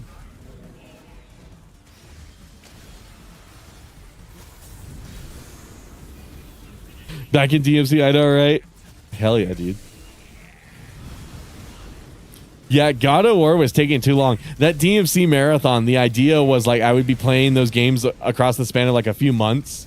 And then it ended up not working out that way. It took us, like, almost like a year to get through that whole list of games. to the point where it's like I might as well just expedite it and get to DMC 5. So we scrapped God of War and we scrapped Lollipop Chainsaw.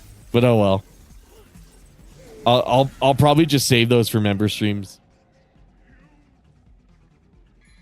Which, by the way, if you guys want to see like the exclusive live streams, it's only $1 a month. But that's where I play the non-Capcom stuff. So all the people who are begging me to play Bayonetta 2, that's your ticket. I hate to cock block it behind a paywall, but at the same time, it's like it's the only way to make it make sense.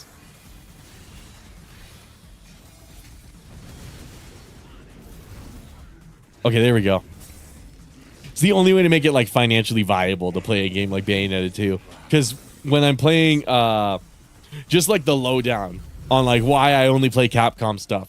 Because if I play something that's not Capcom related, I gain viewers from people who are not interested in Capcom stuff. So if I make a Capcom video, I'm not receiving the benefit of any of those new guys. So for example, Ultra Kill was a big problem. I played Ultra Kill because people asked me to do so. And I was like, okay, I'll play Ultra Kill. And then I did. And I got a bunch of Ultra Kill viewers. But the problem is Ultra Kill viewers do not give a shit about Resident Evil, don't care about Monster Hunter, don't care about Street Fighter, don't care about anything else. They just want more Ultra Kill. So the problem is then I gained like a bunch of subscribers from that, but none of those subscribers came back to watch anything else. So unfortunately what ended up happening is YouTube saw that as a negative and started punishing me for it. So that's kind of the downside, and that's why like you'll see YouTubers not like branch out too much. If they play like a different game from like a different company, it's usually from the same genre. Like it's usually a game that's like related to it in gameplay wise.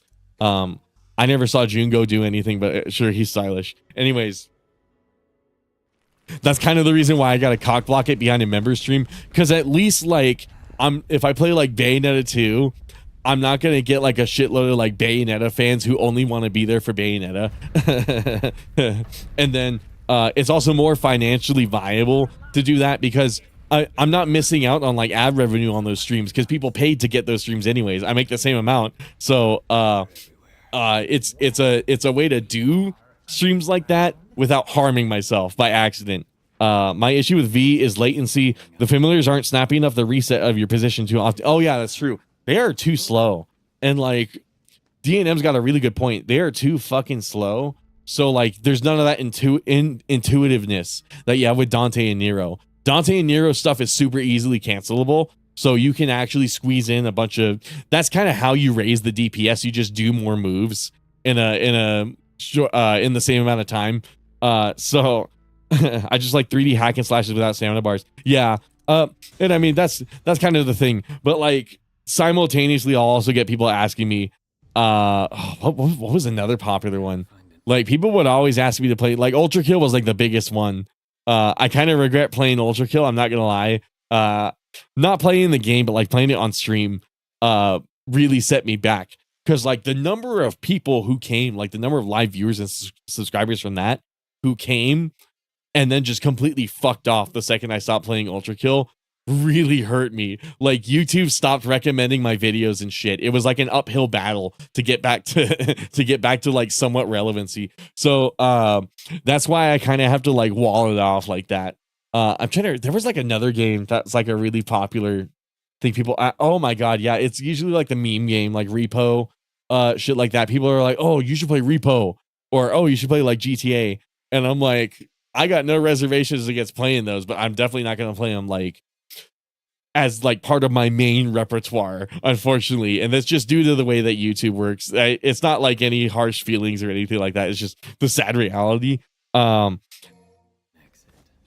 yeah, I mean, if you want to see more of that, the DMC marathon was like a nice way to do it, because at least if I gained like Bayonetta and God of War viewers, they were at least interested in the same genre, so they were likely to be into DMC.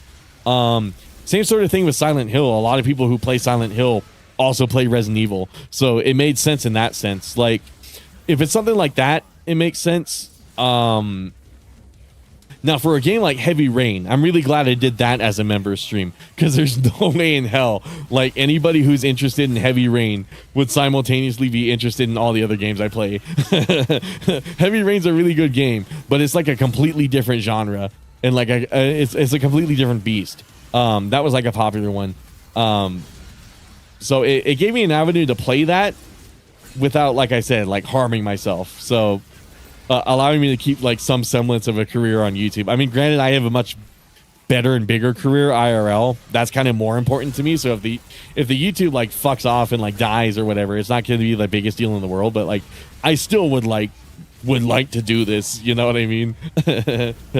But yeah, if anyone's curious, like why they suggest the game and I just don't play it, that's the main reason why. But that's the nice thing about member streams, because now I can actually do that. Also, the devs intentionally left reversal, shuffle canceling, caliber buffering in for 5.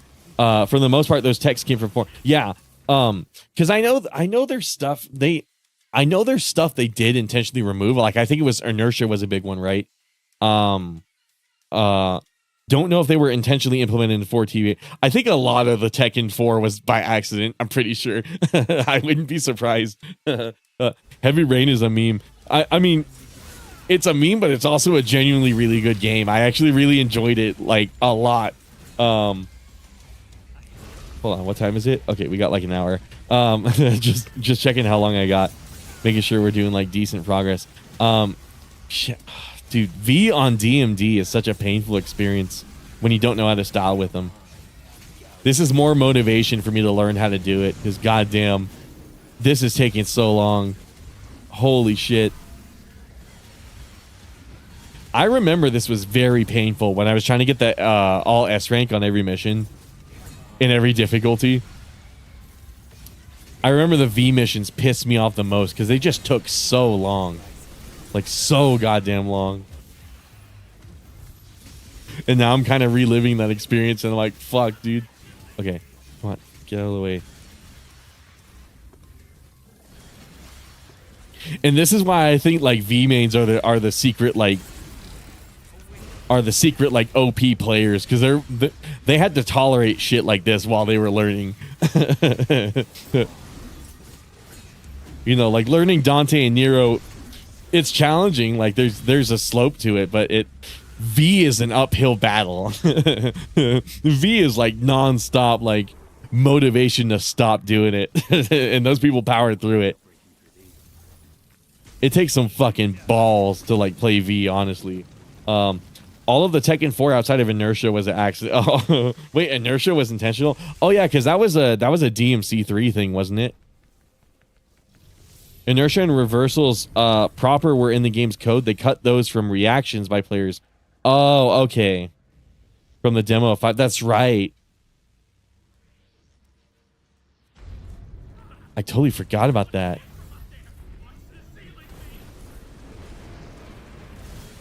Because I think there's a mod on Nexus that restores all of that demo code in like the full game. Oh my god. Can I have Shadow come up here? Shadow, can you get up here, dude? Okay, cool. Oh wait, when I sidestep, that brings Shadow to me, right? Okay, yeah, it does. Apparently, Itsuno used to main V. Really? Holy shit.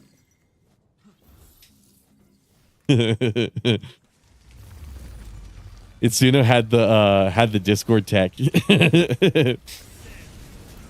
Oh fuck.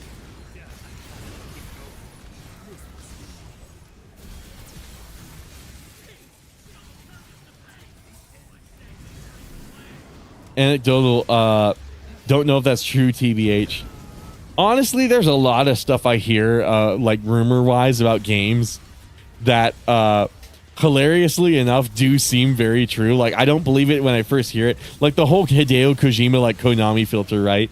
You know, when I heard that all those years ago, I'm like, oh, that's not true. I'm willing to believe Kojima's smart enough to write his own games.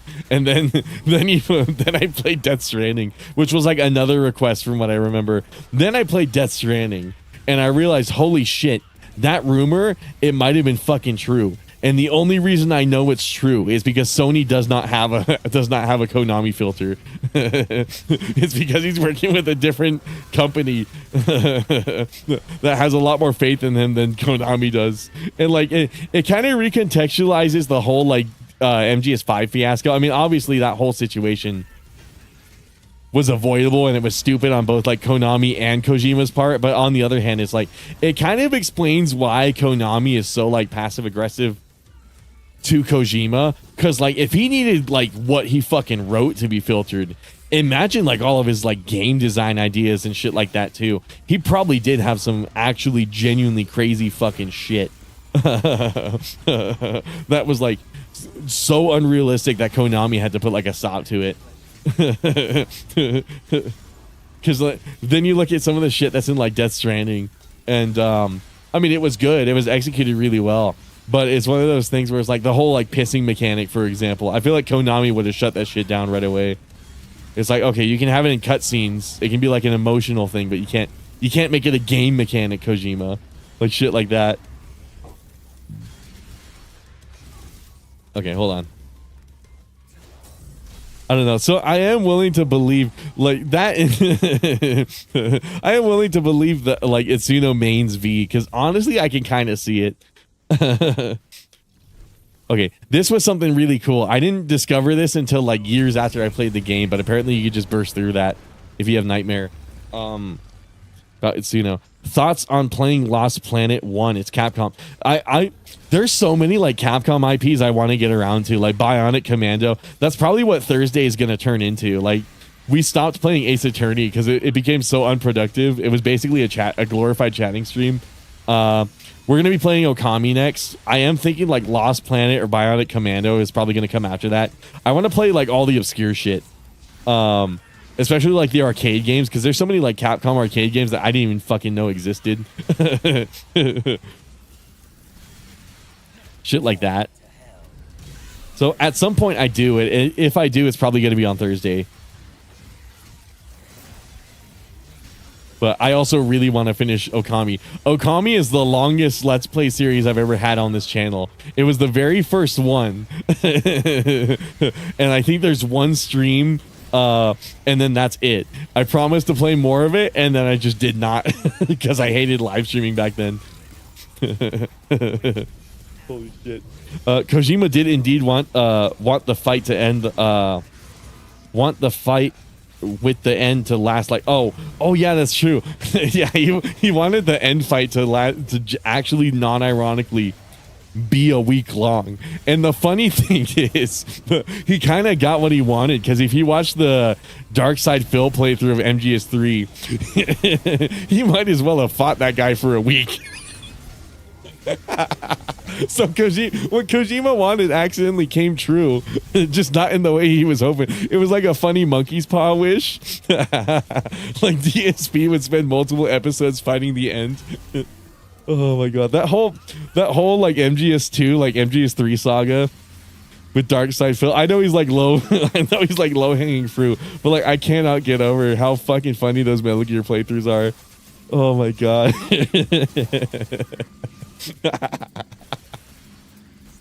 The older I get and the more I stream, the more I kind of sympathize with DSP though. Like I'm shitting on him right now, but like the whole like Kick fiasco where like he started streaming on Kick to make more money, and then like his whole stream chat, all the trolls in the stream chat started getting fucking pissed off at him. They're like, how dare you want to make more money? And I'm sitting here and I'm like, you know what?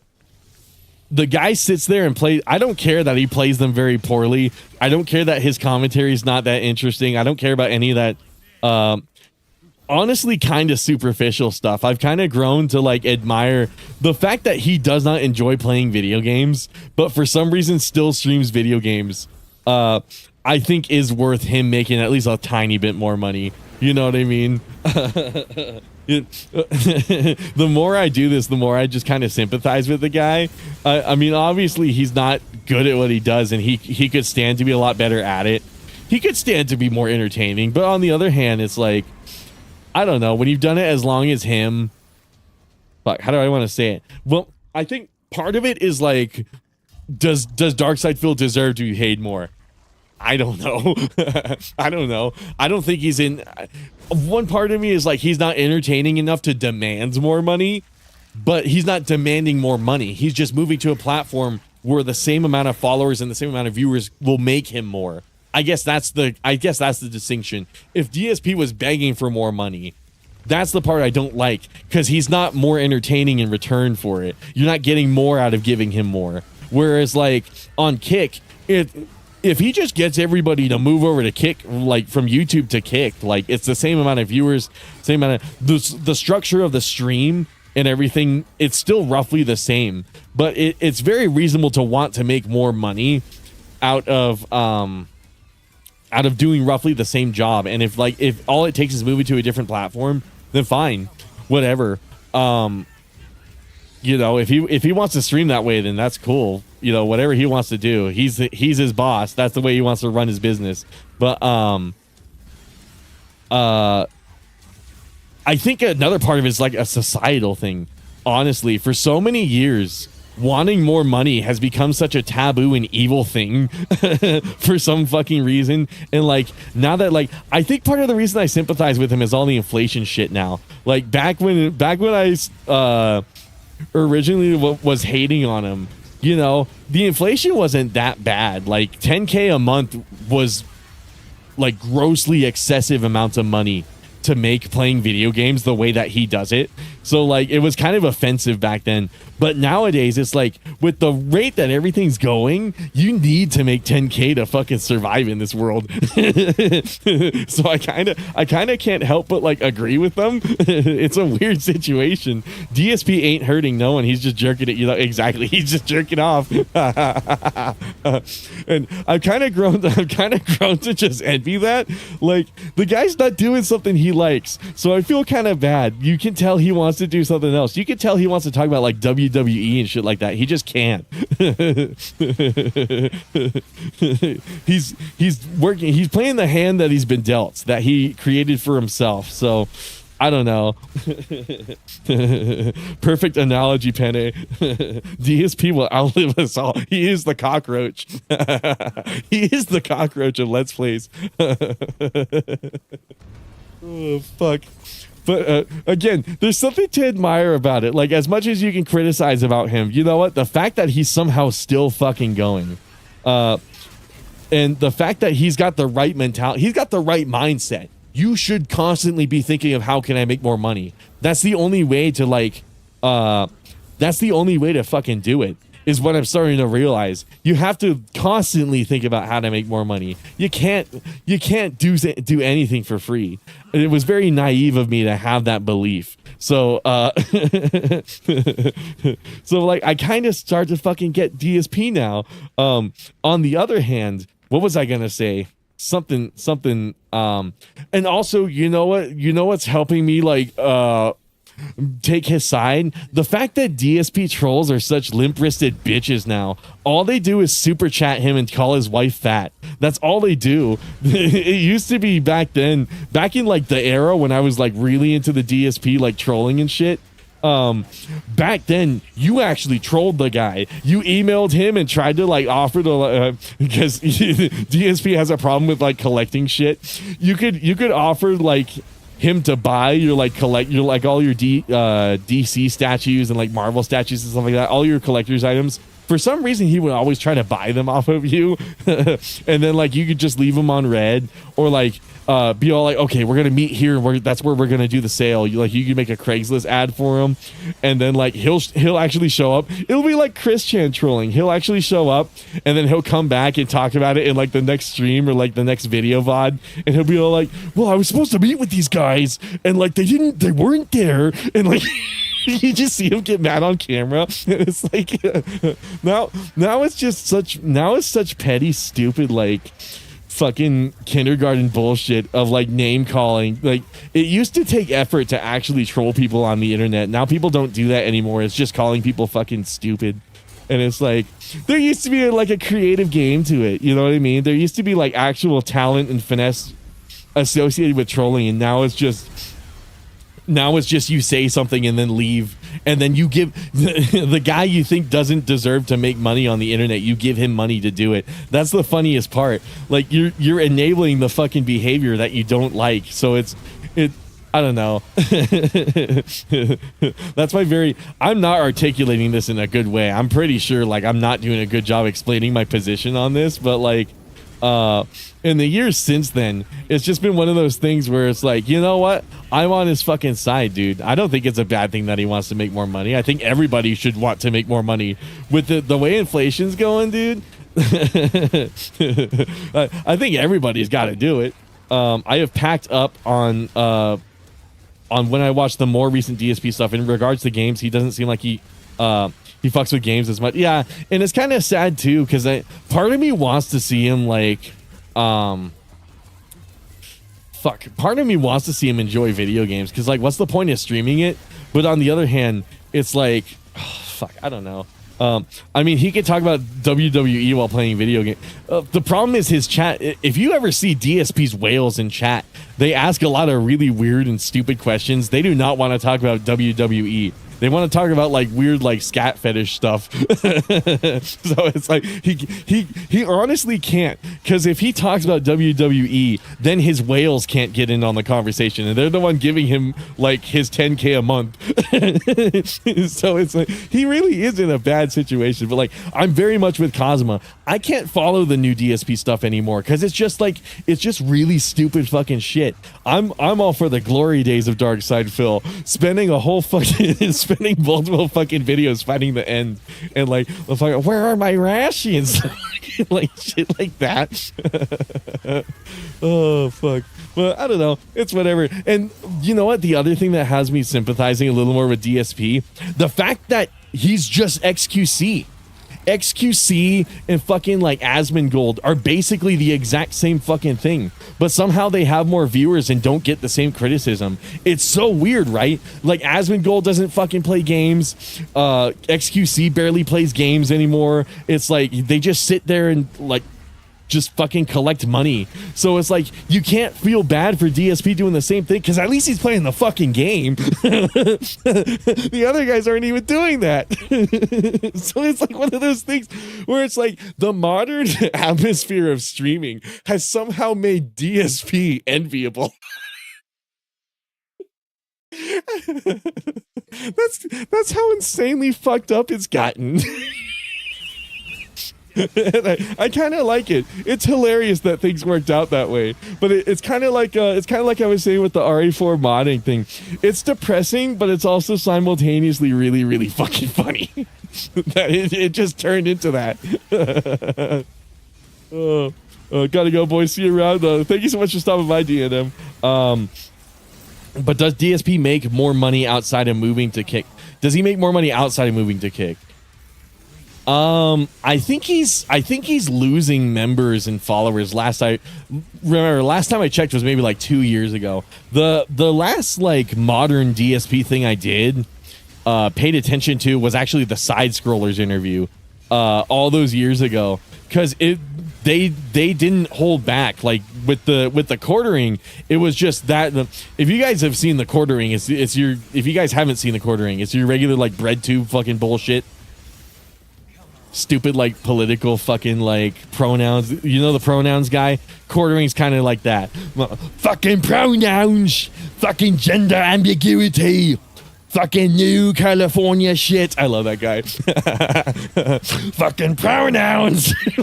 Anyways, the Starfield Schizo post.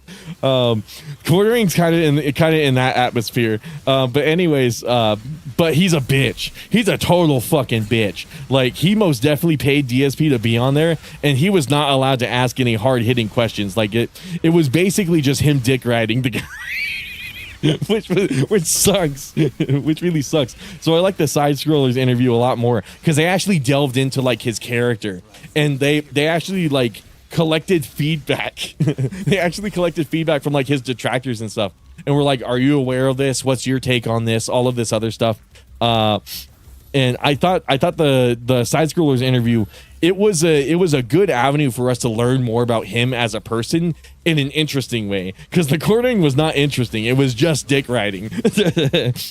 So but that was when I checked out of DSP. Like, after that, it was just like, obviously the interview like didn't change much. We just learned a lot of insightful things about him. But I think the real thing that pulled me away from DSP was around that time all that Chris Chan shit happened, like him getting out of jail.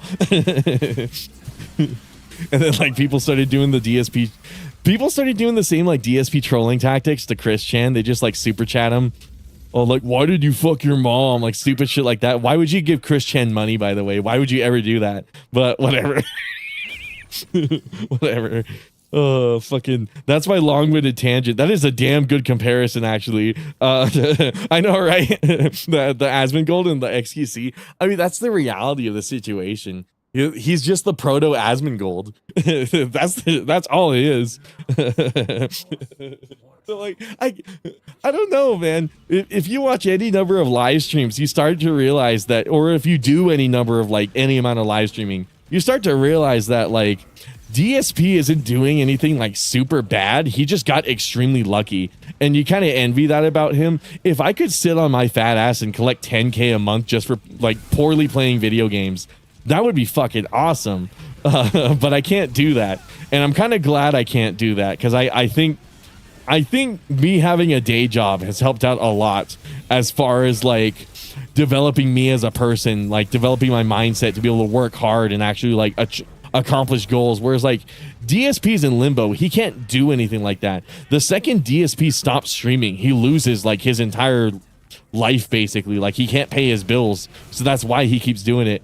And I kind of feel bad for him in that element, because it's like he can't take on a creative project, because that's a day where that's a day where he can't stream and he can't make any money, and like it's a big risk. And you know, would you take the risk, or would you just do what's worked for you for the past 10 years? It sucks, but like, I don't know, man.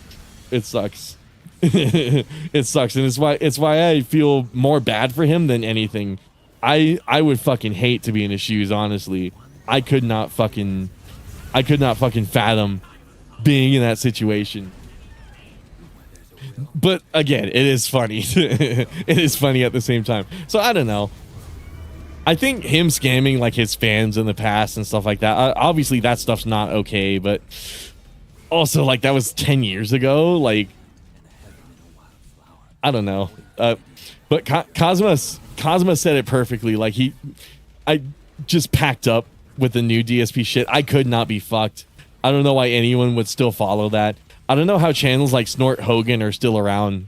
Honestly, like who hates DSP enough to like keep up with that, honestly? Any reason you could like, any criticism you can make of DSP, there are people on Twitch like streaming probably right now who are like infinitely worse at the very thing you're criticizing him for. XQC being a really good example of one, or like Pokimane, or like any of those like e-girl like streamers or anything like that. Is like, I don't know. It's it's kind of like I don't know. It's kind of like I know this is very like dismissive and like people don't like it, but it's one of those things where it's like, it's kind of like bitching about like first world problems here in the US, when obviously there's people in like Africa who have it infinitely worse. I don't know. It's just whatever. But that's my insane tangent on Dark Side Phil, I guess. Welcome to my TED Talk.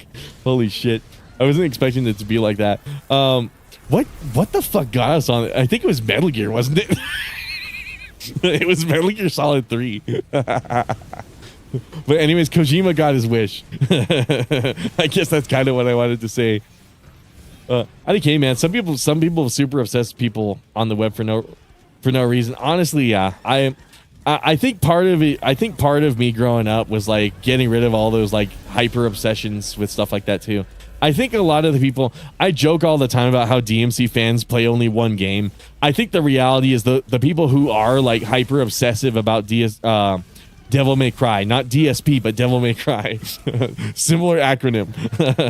The people who like obsess about like Devil May Cry every single day, I'm pretty sure they're also young, because when they're in like their 20s, they're like hyper fixated, because you know they haven't experienced as many of the finer things in life as I have, and I'm only 25. Like, I'm kind of looking forward to getting older, believe it or not. Because there's so many other life experiences I want to like, so many skills I want to develop that you just cannot develop while you're in your 20s. You know what I mean?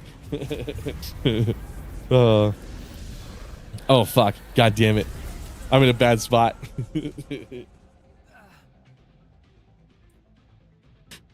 Shit. Okay, red orbs.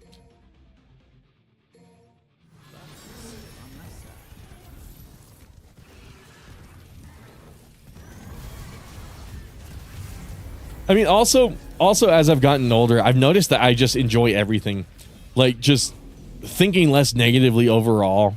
I know it doesn't happen to everybody. Like I know there's people like my dad who struggle with, non-ironically struggle with depression. Like it's not like the TikTok shit where it's like, ooh, some days I just don't feel like doing stuff. Tee hee, knock on head, like the E voice. No, like my dad has like non-ironic depression, and like I'm very thankful I don't struggle with that, at least not to the same degree, because holy shit, like life is really fun when you just are happy and just enjoy everything, you know what I mean? The whole thing with the trolling, I get it on a smaller degree with petty stuff, but some that go to length is tune into full streams and whatnot to troll us to stream. Yeah, the weird thing is like, okay, so I like the whole tangent I went on earlier about like old school DSP trolling. I like the DSP trolling where it takes finesse and skill and like hard work to execute it. One of my most favorite DSP trolls was somebody masqueraded as a DSP fan and like submitted a bumper. They submitted a bumper for DSP stream. So like the pre-recorded video that plays every time he starts a stream. They submitted one of those and snuck in a bunch of detractor memes and like successfully got it under his nose. So he played it on live stream one time, and then stream chat was like, hey, this is full of detractor memes. This is stuff making fun of you. And he's like, oh shit, really? Like the practical jokes. That's my favorite trolling. Like same thing can be said about Chris Chan. I do not fucking understand the trolling where, once again, it's super chatting and like watching his stuff. If you don't like watching DSP, why the fuck do you watch DSP? Because here's the other thing about it. I actually think DSP in some ways is very entertaining to watch. In the same vein as like Wings of Redemption, I fucking love watching a This Is How You Don't Play. Like in old school, like, sure, some of that old school like 2008 humor is super cringy and not funny anymore. But also like just I just fucking love the energy and like just facetiousness of like the old school This Is How You Don't Plays. Modern This Is How You Don't Plays are just kind of like virtue signaling bullshit. Just he said something about Kobe Bryant or like stupid shit like that, and it's like, okay, cool, whatever. I could not give a shit. I make fucked up jokes about dead people all the time. I really could not give a shit, dude. Like that. Like it's like, come on, man.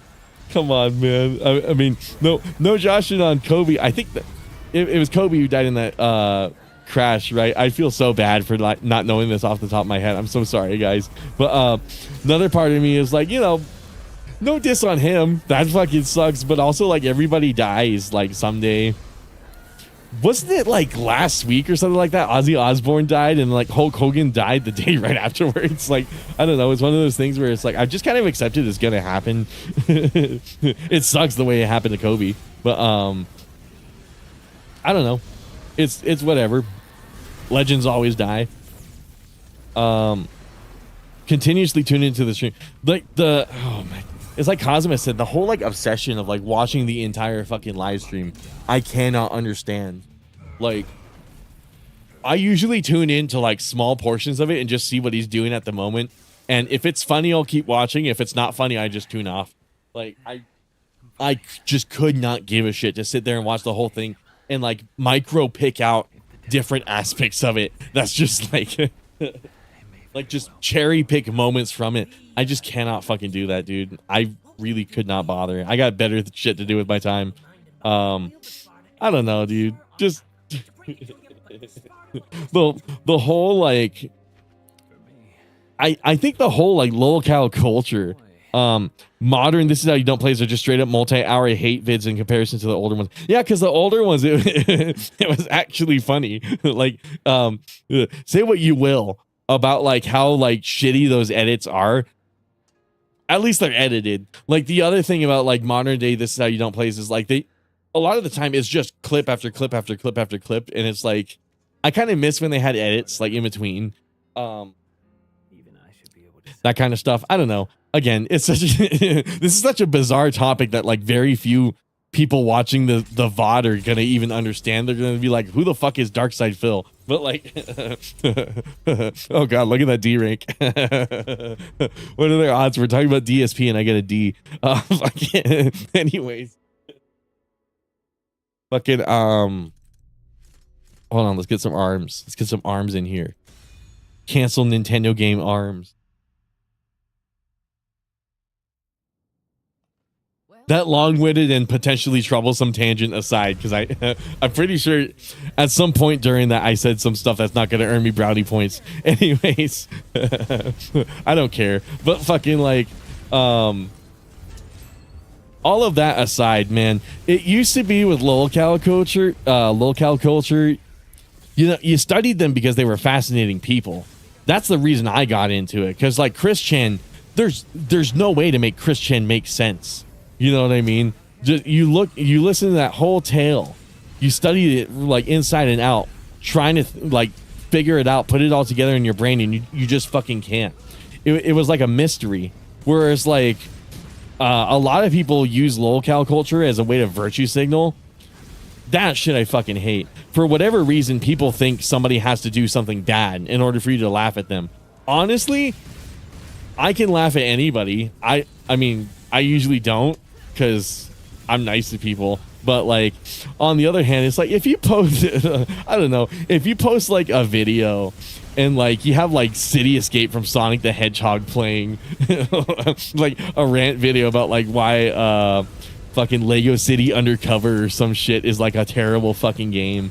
It's like an old school like 2008 like Dogs Eating Dog 6 style rant. That shit is so fucking funny. And I really want to see more of that. For some reason you can't laugh at Dogs Eating Dog 6 without him like having some sort of like controversy or something like that. For some reason they always have to be like some sort of like sexual deviant. And it's like, well, no, I follow these people because I think they're fascinating from like a psychological perspective, from like a philosophical perspective. A channel like Super Origami Kingdom should not be fucking possible nowadays. That's the fascinating thing. It's very reminiscent of like 2008, like humor and just the what was around at the time.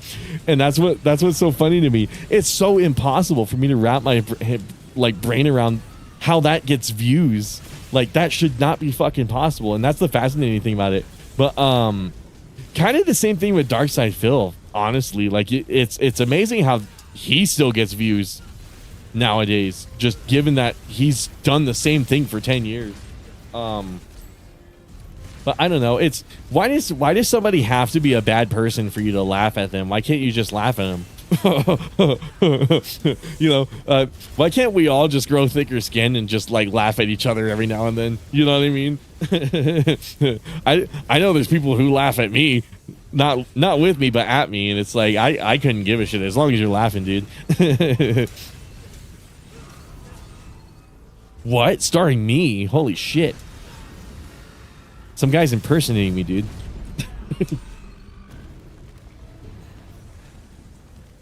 I don't know. This tangent is making less and less sense the more I go on it, but oh well. It's what oh right, I have to do it with this. There we go. Okay, mash, mash, mash.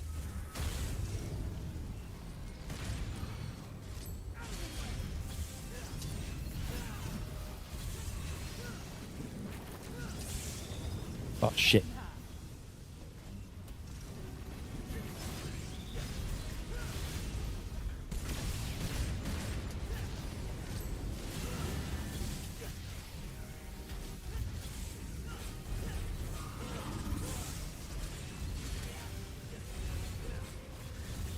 I don't know. Maybe I'm an evil piece of shit for laughing at people for no reason, but I don't know. I think it's equally evil to like virtue signal every time you go on the internet.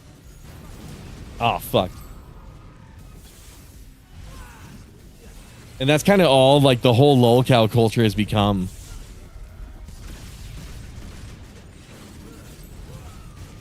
Shit. Okay. Oh, fuck.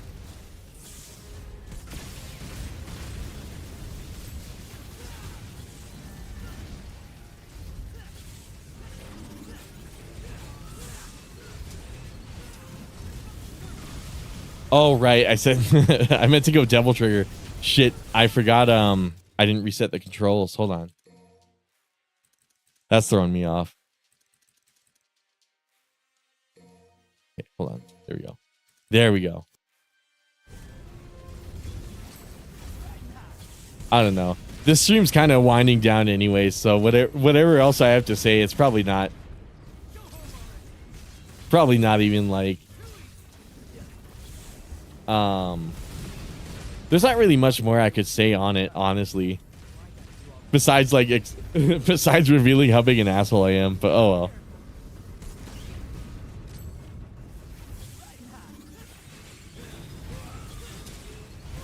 I've been playing a lot of Star Wars stuff. Oh shit.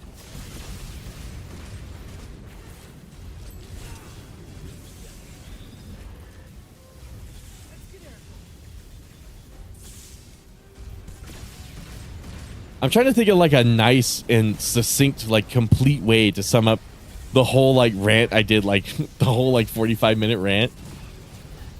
I don't think it's possible, dude. I think my thoughts are just way too fucking complicated. But I definitely don't think I did a good job. I definitely don't think I did a good job articulating my thoughts. I'm pretty sure I put that shit in a weird way. But oh well, whatever. It's not that huge a deal. I think people kind of get the idea of what I'm saying, even if I was kind of mean. Finish self-report, lol. I like how often I hear the term virtue signaling.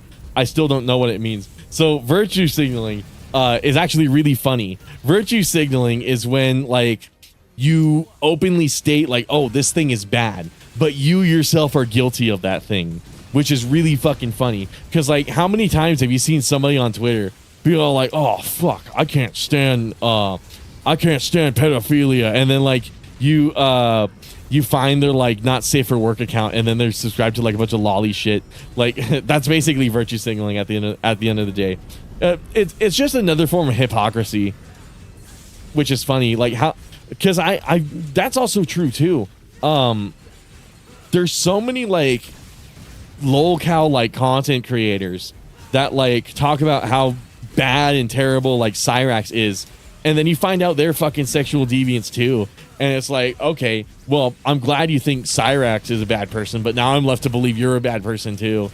And like the fact that you like publicly dispelled it, like makes it a betrayal. Now it's a betrayal, basically. Like now I'm questioning whether like anything you said was genuine or not. So I don't know. Virtue signaling is kind of shit, honestly. I think most people can agree that paraphilias are a bad thing. I don't think that's something that needs to be stated like every single fucking lolcow video.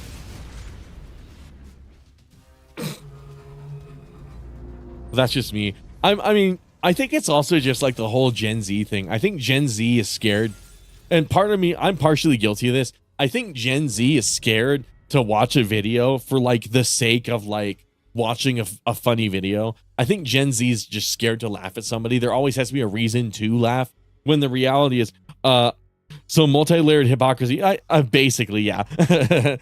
Basically, yeah. I'm trying to think of like what a really good example of that would be, because I've seen it multiple times. Oh, you know what? Vouch is a really good example of somebody who's been on stream. Oh, like pedophilia is wrong, and then that one folder showed up on his fucking screen, and then that's why I said short stack goblins earlier, because that was the Vouch cope. He was like, it's not children, they're short stack goblins. Like fucking like what?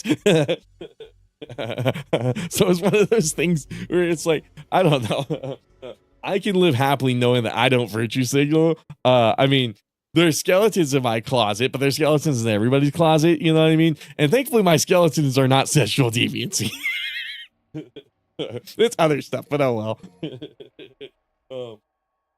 Because I often hear it in many different contexts and it never seems consistent. Well, the other thing is nobody can agree on what it actually means. Some people think virtue signaling is just like stating the obvious, like, oh, pedophilia is wrong. And it's like, yeah, it is. And Some people think that's what it means, but to me, like, it's a layer of hypocrisy, because like anybody can make a video about like I mean, anybody can make a lolcow video about like why what Chris Chan did was a bad thing, but like the people who are like the most adamant about it for whatever reason tend to be equally guilty of that same thing. I'm not sure why, but I don't know. Wow, lady's got some missing lady's got like a neck seam. I didn't notice that until now. That's funny. I don't think they ever play tested this game in 4K. I don't think that was 2019, right? That is kind of funny that she's got a neck seam. Yeah, because you can kind of see it from this angle too. ladies sitting there fucking naked in a towel, and I'm looking at her fucking neck. I'm not looking at anything else. Anyways, I think stream's almost over. Oh yeah, we're like 5 minutes away from end of stream. That was a crazy ass fucking rant. I'm not sure how I feel about that rant I went on, but oh well, whatever. Right Now Noodles has no fucking background checks, no story. Right Now Noodles, he's the ultimate villain. I don't know. The more lolcow shit I hear or like see, the more I love something as simple as Super Origami Kingdom. Just a bunch of people just making the videos that they want to make, and it's unfortunately cringe. The videos unfortunately happen to be cringe. Like there's something really hilarious about that. But like, okay, here's the thing. I'm laughing at Origami Kingdom, right? But I'm also rooting for them. That's the big difference. That's what I want to see more of. You know, same thing with Darkside Phil. I'm laughing at him, but I'm also kind of rooting for him. I'm on his side. You know, I think we need a little more of that, honestly. Like, if we're going to hyperfixate and obsess over people on the internet, we need to come at it from that angle. I think that's the more productive thing to do. Because, like, if you hate watch DSP, you're sitting there and you're watching, like, how long does he stream for? Like 8 hours? It's like, what? You're going to waste 8 hours doing that? Like, come on, man. Come on, man. So I don't know. It's man,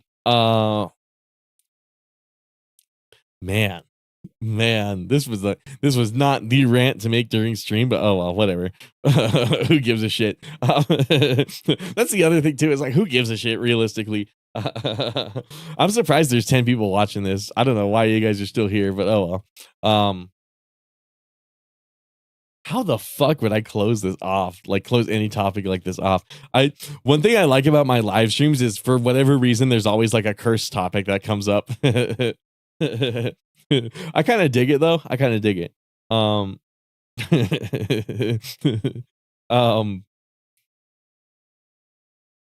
Pretty much, yeah. Like Cosmo said, pretty much.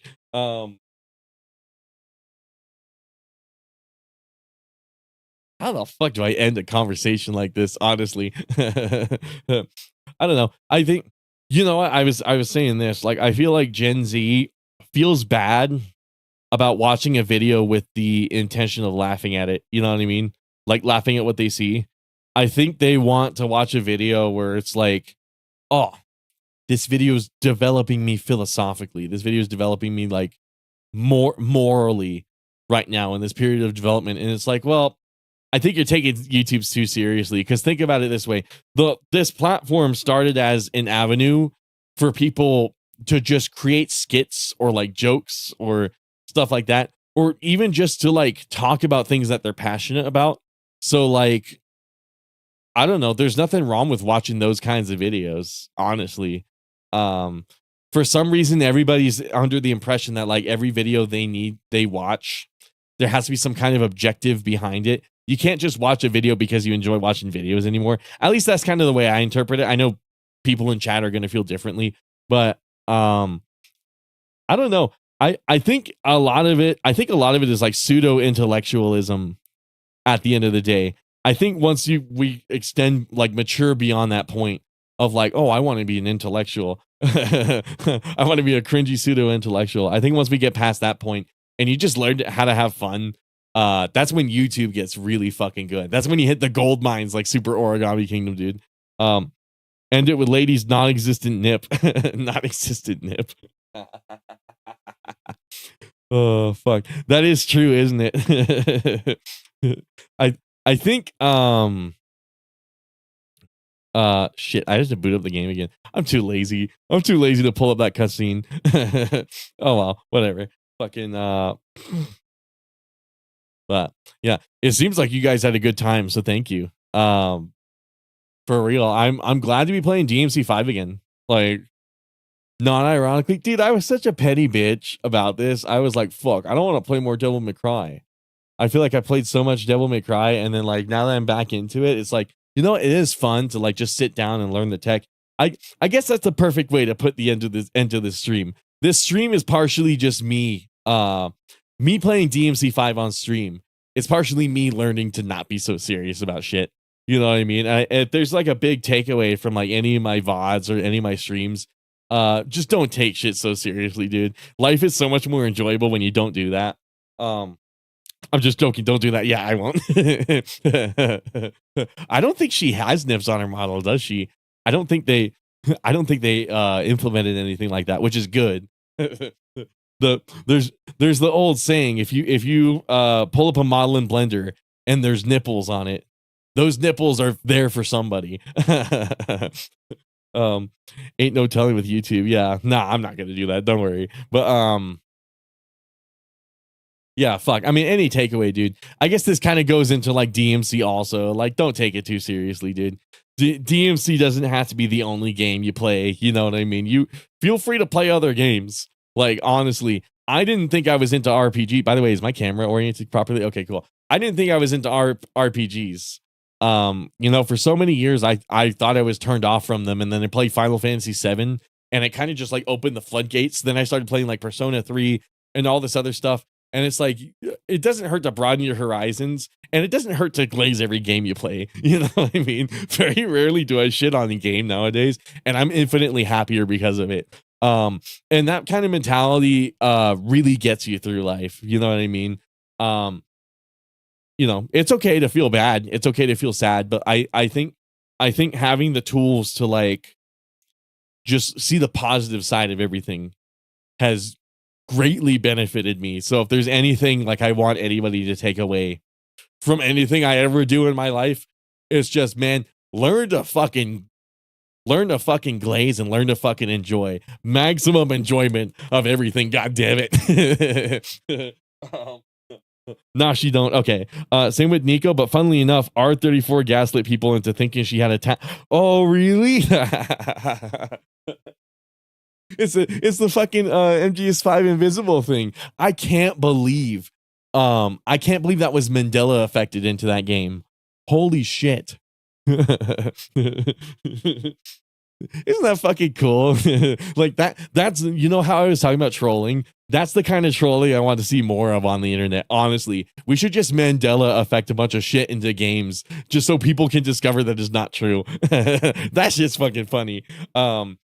Don't super chat somebody and make like a very unfunny, unoriginal meme. Don't do that. That's fucking stupid. Don't fucking do that. Do something that takes finesse. Do something that takes effort. If you're gonna troll, do something funny. But nah, you guys peace out. I'm gonna play Street Fighter tomorrow. We're not playing Wilds anymore. Wilds makes me depressed. I've noticed Wilds make me super depressed. So we're gonna play Frontier on Wednesday. I gotta make a new thumbnail for it, and then Okami on Thursday, Res Evil on Friday. Oh yeah, I'm playing Stellar Blade on Saturday. If you want to see, me play Stellar Blade, it's only $1 a month. But I'm actually really looking forward to playing Stellar Blade. I'm not gonna lie. How did I not talk about Stellar Blade this whole stream? If you want to see Stellar Blade, it's in the pinned comment. I think. Oh fuck. I think the Twitch stream went to the ending screen. I don't know. It's in the pinned comment though. If you guys want, oh, that's my fucking. Let's scroll up to the top and repin that. Replace pin message. There you go. You guys can have it there. Cosmo said something with upside down smiley faces. Then it becomes a strange situation when you have to explain it because you look weird explaining it. No fucking way. That's true. Oh, that's awesome. Nah, it's all good. You guys have a good one. Peace out.